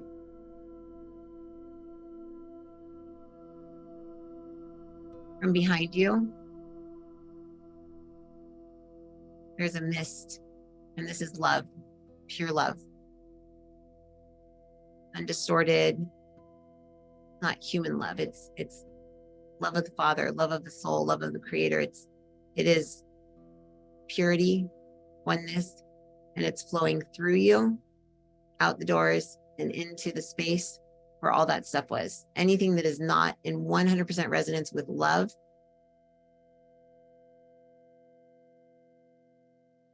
just like cockroaches when the light turns, just goes away. And then the doors close. You're clear. Now you're just going to say, elevator, take me to the second floor. And this disc beneath your feet is just going to go doo, doo, doo, doo, doo. It's going to move up. You're going to go to the second floor. You can ask to feel what it feels like on the second floor. You may feel like gunky and goopy and yucky. You can ask for the light to come down and touch you with light. Fill you with light, fill your elevator with light. Removing any energies, entities, anything that are like in your elevator with you. Things that are claiming to be you. So anything that is not, say me, it's Chloe. I'm calling in the light. So the light comes down and I feel like 1, 2, 3, 4, 5, 6, 7, 8 people just went away. And a weird hand on top of my head, like a middle finger in the palm of a hand, like on the back of my head. That's weird. Blocking my crown. Calling in the light from above. It's just gonna do what the light does. We don't know what it does. We don't care. Just doing it. And the reason why we're doing a light like this is because not everybody could get into the space that we went into earlier. If you could get into that space, you could sit, be pulled into that space, and then send the light from there into your elevator. But instead, we're doing it for you. Giving you access to that space, that fifth element. And that space allowing the light of all creation to manifest itself in a space where it can affect you. You can feel it. And you open up the elevator door. As it opens, it's like sound and crackling and just horrible noises. It's awful. Ask that you don't have to hear it. Any frequencies that are not me, any energies that are not the name of that being, the name that you had, that are not Chloe, I now ask that they're touched by the light. So the light's going to come down and just shoot down. It's less like a lightning bolt here, and it's more like a big, huge, like spotlight. It's just going to go boom, down the ground in the elevator and then shoot straight out. Wherever there's light, darkness cannot exist. This is where things like suicidal tendencies, impending doom, rapists, murderers, people that take lives, that die, they exist in this dimensional layer, and they can affect you. They can attach onto you. And not because you're a bad person, but because you think you're a bad person, because you should have been a healer, but you're a cook instead. You thinking I should have been this and I'm bad, because that puts you in the same frequency as someone, I shouldn't have killed that person. It's the same frequency.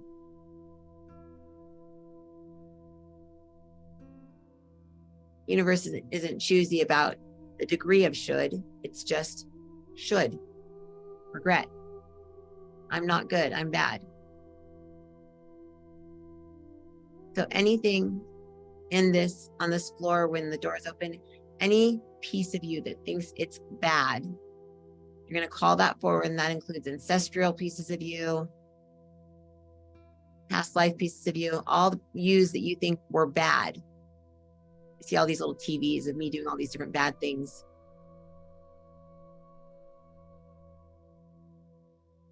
What we're going to do is we're going to release them to the light, not calling the light in. We're just going to say, I forgive all of those me's.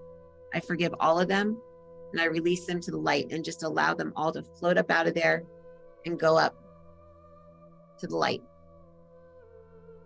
And as they do, you can kind of hear like, they're all like popping. They're just going away.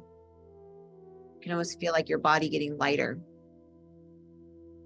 It was somebody had like all these boils all over the back. There were burns. And I see them all healing up.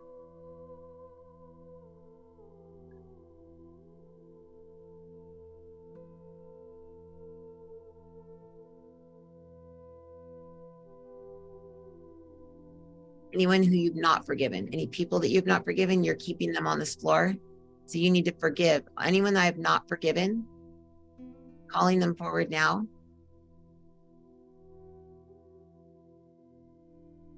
I forgive them because they did not know what they were doing. Otherwise, they wouldn't have done it. They were being affected by a being on this level or the level below. They wanted nothing but anger, hate, mistrust between us. I forgive them. They were used as a pawn in a greater scheme. And just allow them to lift up to the light, or call the light down to shine on them, and they'll just disappear. Oh, that felt good. Geez, I thought I was over that a long time ago. Still in there? That's funny.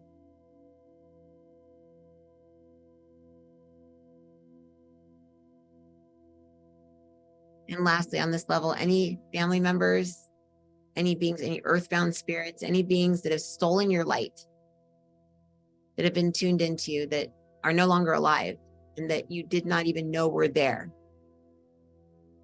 Calling them forward either as faceless people or as a number. How many people are there? I got a 9 in mine. You can imagine the number. What we're going to do is we're going to call in Christ from above to wash that away like water, just whoosh, washing through. Just say, Christ, flow through me. Christ, flow through them.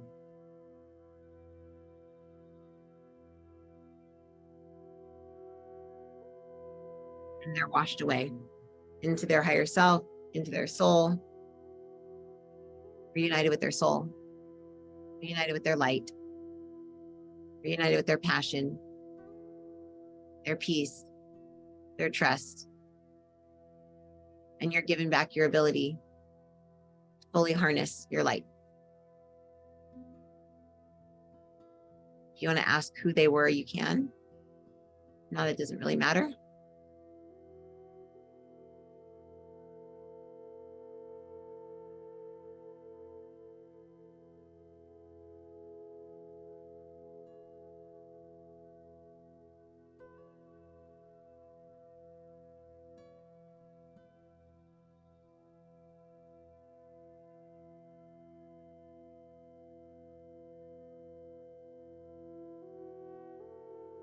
Last thing you're going to do is imagine a wall that has like nothing on it.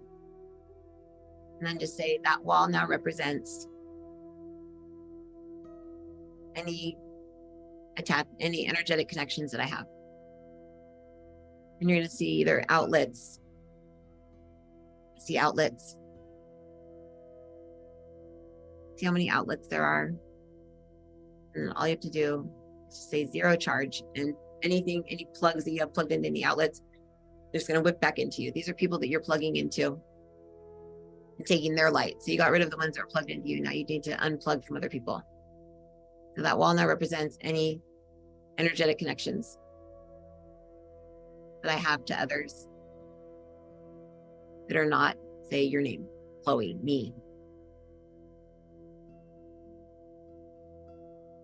Just say 0 charge, and boom, everything will come back to you. And it'll reconnect you back with your source, with that light up there that keeps coming down to clear you. And the elevator doors close. These elevator doors have a mirror on them, soul mirror. You can ask to see what you look like now.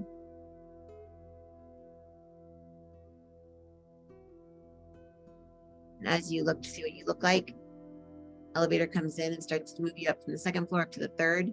And you can actually probably see yourself change form from the 2nd to the 3rd floor.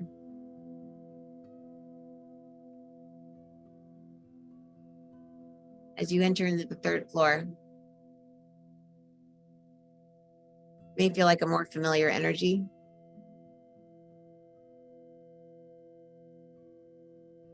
This is where your fear is. This is where fear drives you. Oh no, I'm gonna die. Everyone I love is gonna die. They're all gonna leave. Oh no. I'm so afraid. I'm not a good enough mom. I'm a horrible dad. I'm a horrible daughter. I'm a horrible wife. I'm a horrible this. It's all fear-based. Media loves this level, loves to keep you here. Because here you're sheep and you're controllable.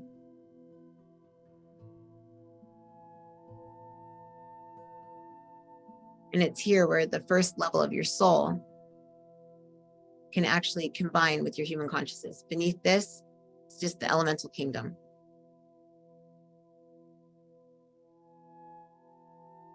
On this 3rd floor, we're going to turn your elevator into a big, huge snow globe. You should imagine that you're in a snow globe. There's water around you, little snowflakes swirling around. You're standing in the middle. You can't imagine that you're in a snow globe. If you can't just say, am I in a snow globe? If you hear yes, because you can't see, then you're in it. I'm now in a snow globe. My elevator now represents a snow globe. And just ask to see what it feels like, what it looks like.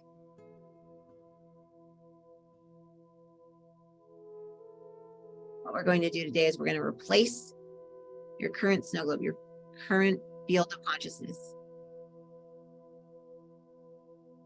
with a brand new snow globe from the Christ consciousness, from the divine spirit that you are, from the 5th floor of above.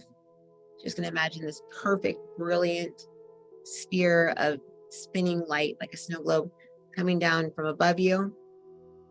And as it drops down into your space, it's almost like goop and grime. It's just like spinning and flying out everywhere.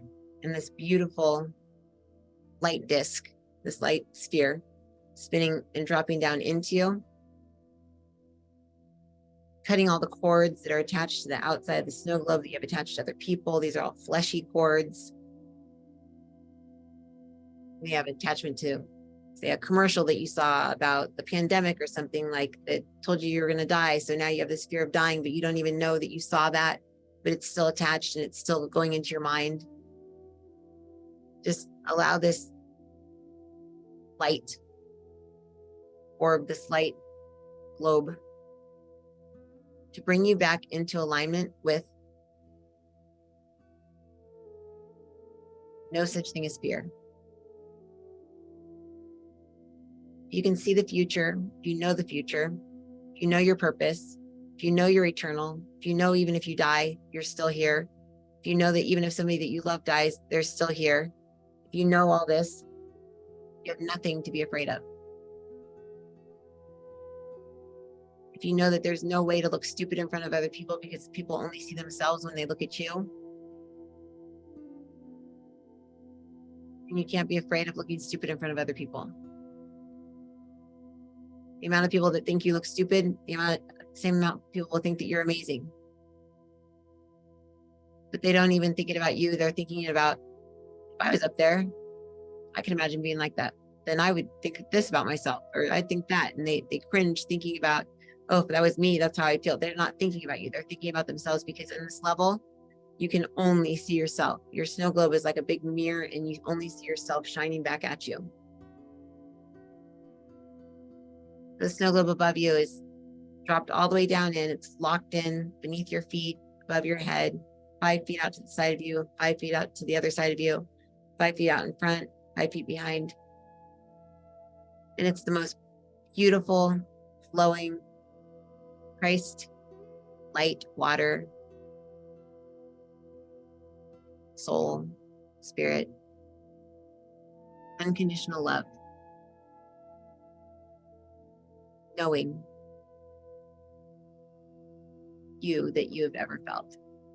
It's almost like cool. It's like cool to the touch. It's making you feel light and free.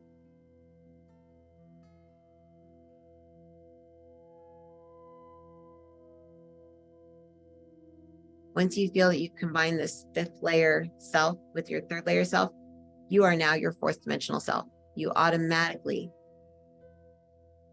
have left the 3rd floor. It didn't have an elevator door to open because everything's within you. There's nothing outside of you. It's all inside of you. You're now your 4th floor, and you're just this big bright ball of light. On the 4th floor, you have several guides standing around you. You can ask your guides to step forward. And because you're your 5D self, you can discern good from bad, highest and best good to lowest and worst. You're just going to ask that if there's any beings that are for your highest and best good, they move to your, say, right. Any beings that are influencing you, your mood, your emotions, your feelings, your life, your purpose, your destiny, your shoulds, all that stuff, all those beings that are affecting you in some way, shape, or form, move to your left.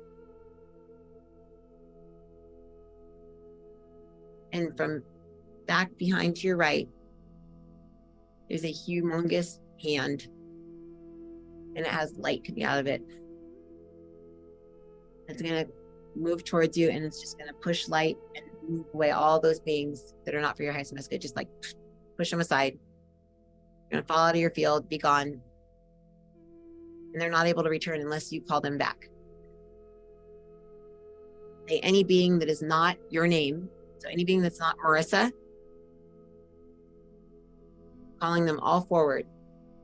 Anyone that's for my highest and best good, move to the right. Anyone that's not for my highest and best good, move to the left.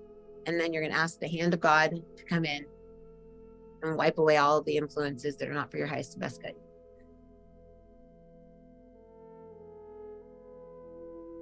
Beings that are left behind are truly here to help you. And what we'd like for you to do is communicate with them now. Through writing or through meditation.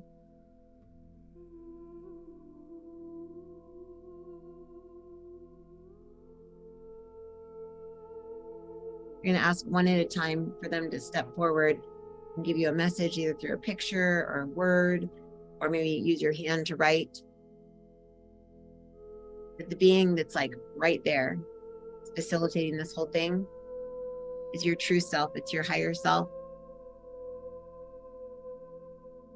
your source self, whatever you want to call it. Fifth element self.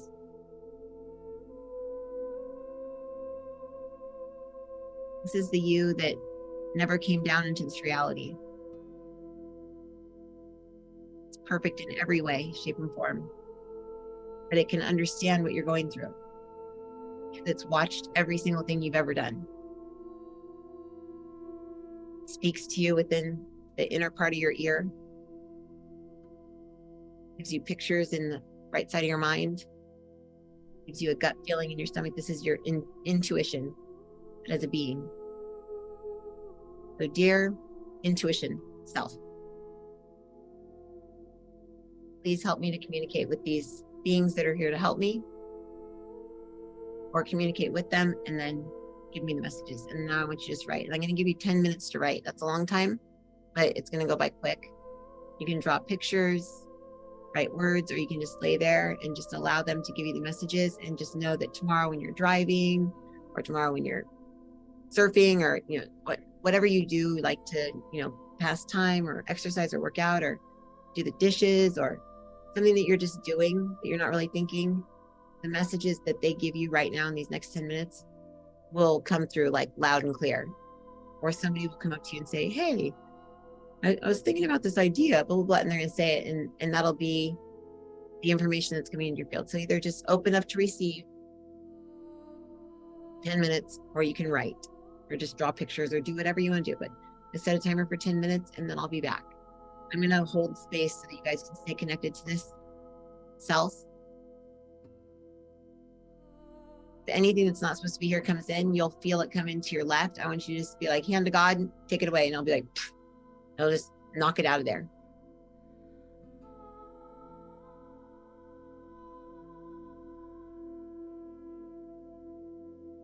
I'm going to go right now too. I'll be back.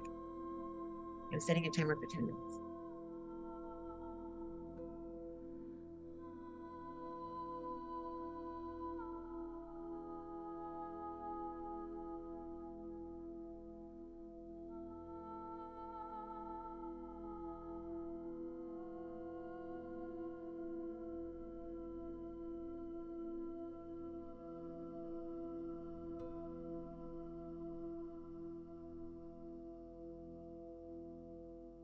You can ask these guides, why did I have these entities in my field down in the lower levels? Or why did I have this? Or,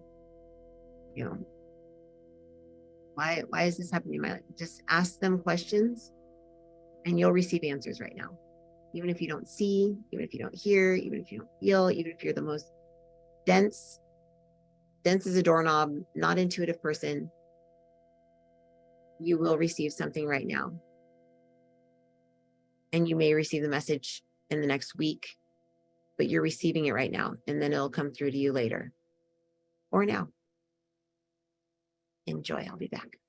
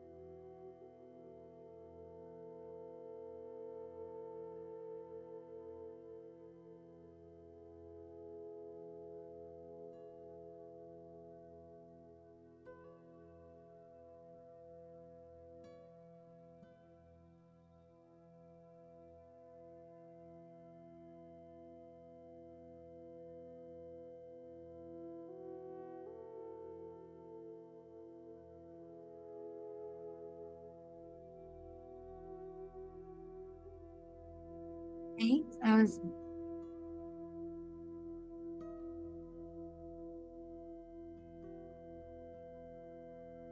Very interesting, Linda. Are you still shaking? Tish, that's okay. I cleared everybody.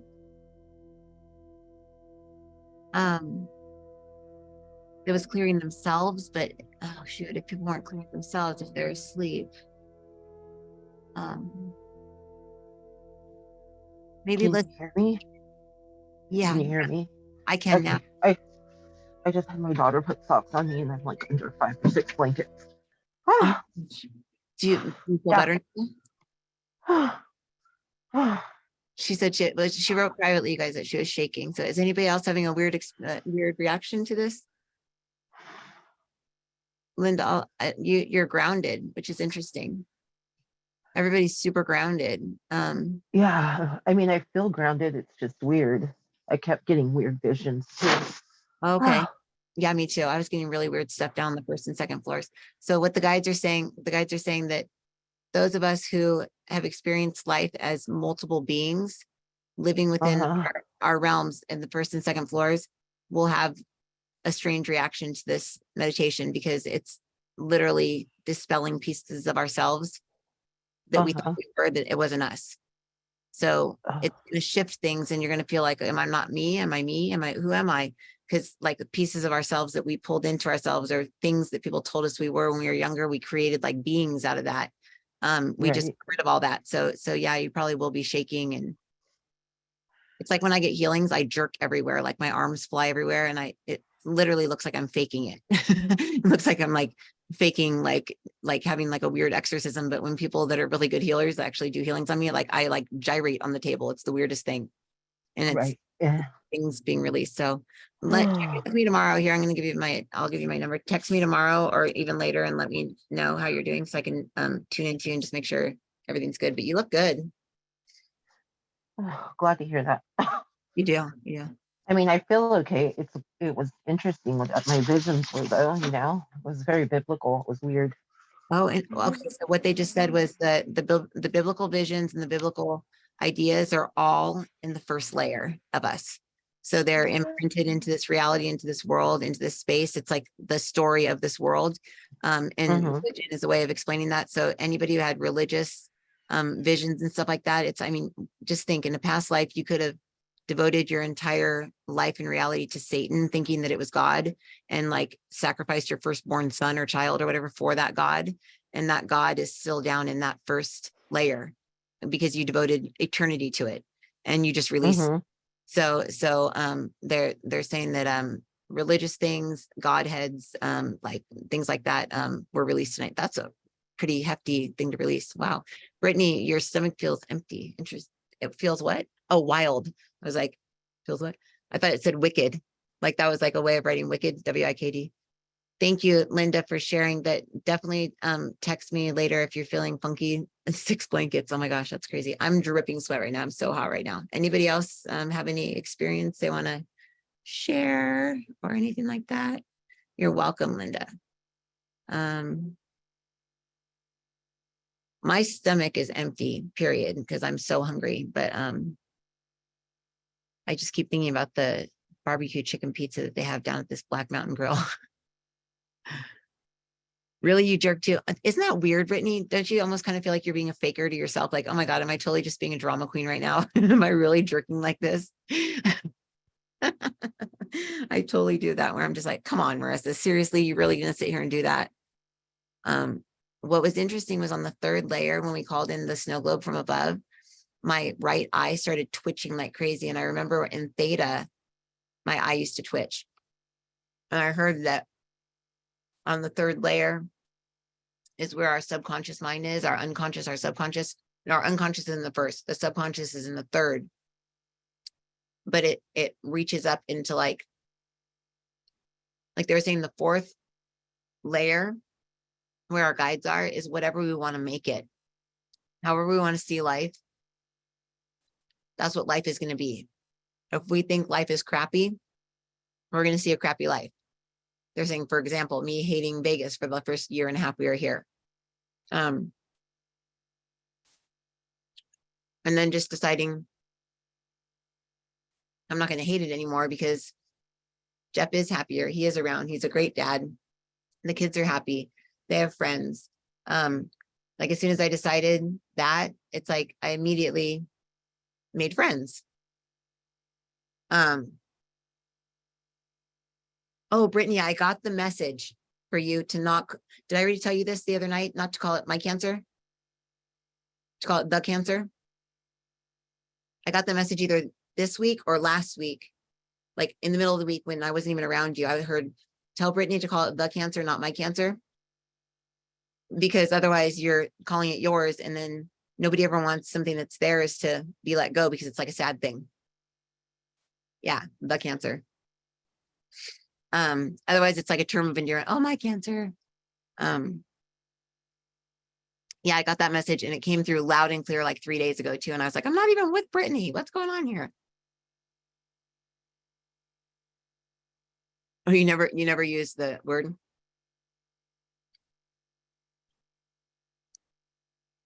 The C word to me is an even grosser word. Does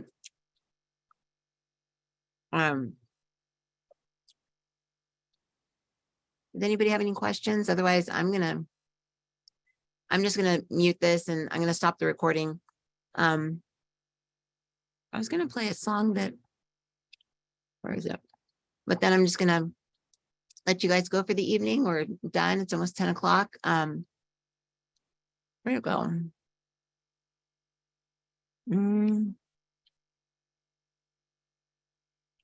Wait, I didn't play the Superman song for you guys that the guides wanted me to play. Hold on, let me airdrop it to my computer.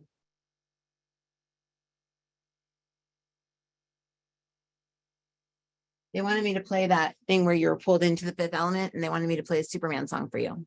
As we say this unto you, we say this unto you with love, peace, joy, courage, integrity, honesty, truth, and all of the things that you can see in another human being that you would like to be, all the things that you would like your child to be, all of the things that you wish you could be, but haven't been able to attain this yet.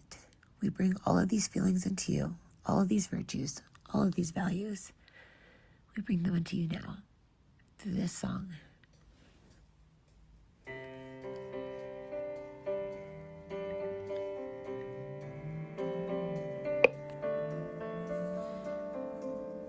You came into this world expecting something different. You came into this world thinking that it might be easy, thinking it would be fun. I can't stand to fly. You know you're powerful. I'm not that naive. You know what you have inside. I'm just In fact, you know what you can do. You came into this. the better part of You understand the weaknesses you have. more than a bird, You understand what you can do.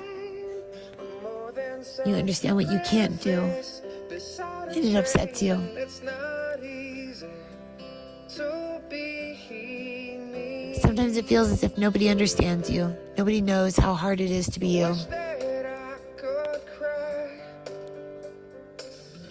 Bottling up the emotions does not help this. Find a way to lie. Letting it out, letting a tear fall from your eye, allowing the sadness to not be anger, but to just be sadness. Sometimes things don't work out the way that you want them to, but if you trust God and you understand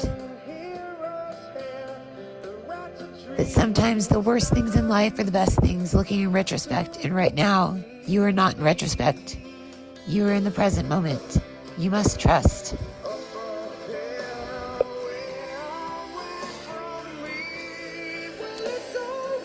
We are here to support you. We are here to love you. We hold you in our arms. We cradle you. You are our child. Bring all of your attention and awareness into your throat. Ask that all the anger that you feel be pushed from you now. Will it away with your mind. And as it leaves, imagine a huge cloud above your head, a huge white puffy cloud beginning to drop down over your head, over your shoulders, purifying everything that is not pure within you. Any negative thoughts, any negative emotions, any negative beings, any demons, any discarnated souls, any ghosts, anything that is not you. Do not allow it to be inside of you. Only allow Superman. Only allow the super you to be inside of you. Say, I am, and then your name. And I am only, and then your name.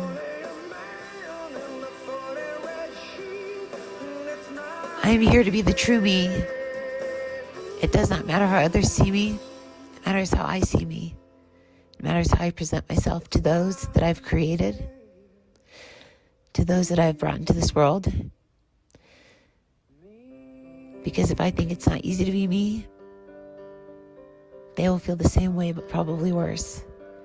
I'm here to be an icon. I'm here to lead the way. I'm here to fly, soar high above the clouds. Continue to allow the cloud to flow all the way through you, down through your body, down through your legs, out your feet, taking with it everything and anything that is not for your highest and best good, including people, places, things, memories, past occurrences, traumas. You are free. You are free. You are free.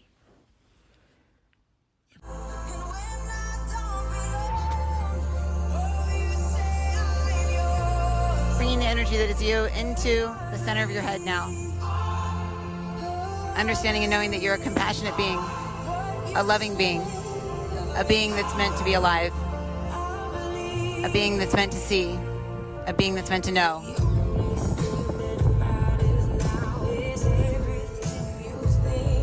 Killing yourself is not an option.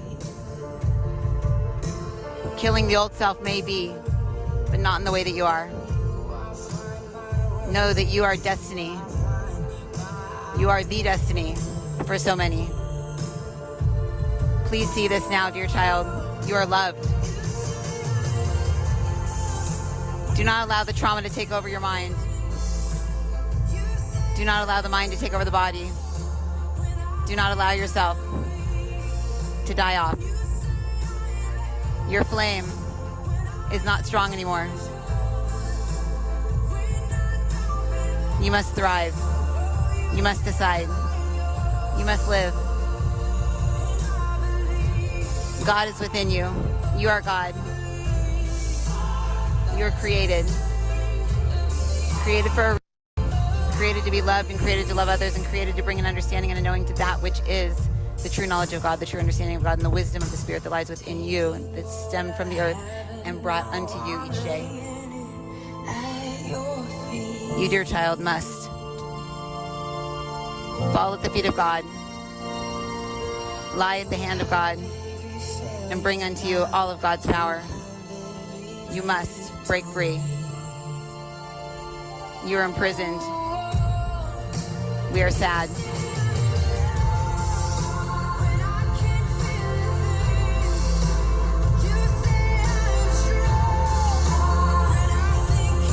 You are the epitome of strength. Understand this and know this now. As we cry out your name, we say unto you, please, dear child, please wake up. Your soul is in a slumber. Your soul is in a slumber. You are not. Wake up. Believe. Know. Be. See. Change. Allow yourself to melt into the hands of God, the God that loves you. Allow yourself to feel that love now. All the love that you've turned away, that you've brought in, is a distorted sense of love from those around you. The cherubim that lies within you must go. Releasing the cherubim energy now, bringing into you your full soul's consciousness, the oversoul. You are the eye of God. You are the heart and the mind of God. And we love you. We bless you, dear child. We love you. And we'll see you soon. Wake up. Everyone have an amazing night. Let me see. I don't know if you guys could even hear that. Okay, guys, I'm going to end this on that note. I don't know if you guys were able to hear that, right? Hopefully. What is my dog doing? Bella, come here. Come here. Come here, little girl. Come say bye. Come say bye. Say good night. Night. There, I can see her face. Bella. Okay. All right, guys, have an amazing night. You want to do the meditation again tomorrow? We're going to do the replay. We'll post it on Patreon. If you can't afford to come to class, just let us know. Email assistant@discoverintuition.com. Let Anne know, and she'll send you a link. We don't want anyone to not come because they can't afford it. So anyways, the more the merrier tomorrow for the replay. And yeah, it'll be great. Thank you for coming tonight, everyone. I really appreciate every single one of you. Okay. Bye. Love you all.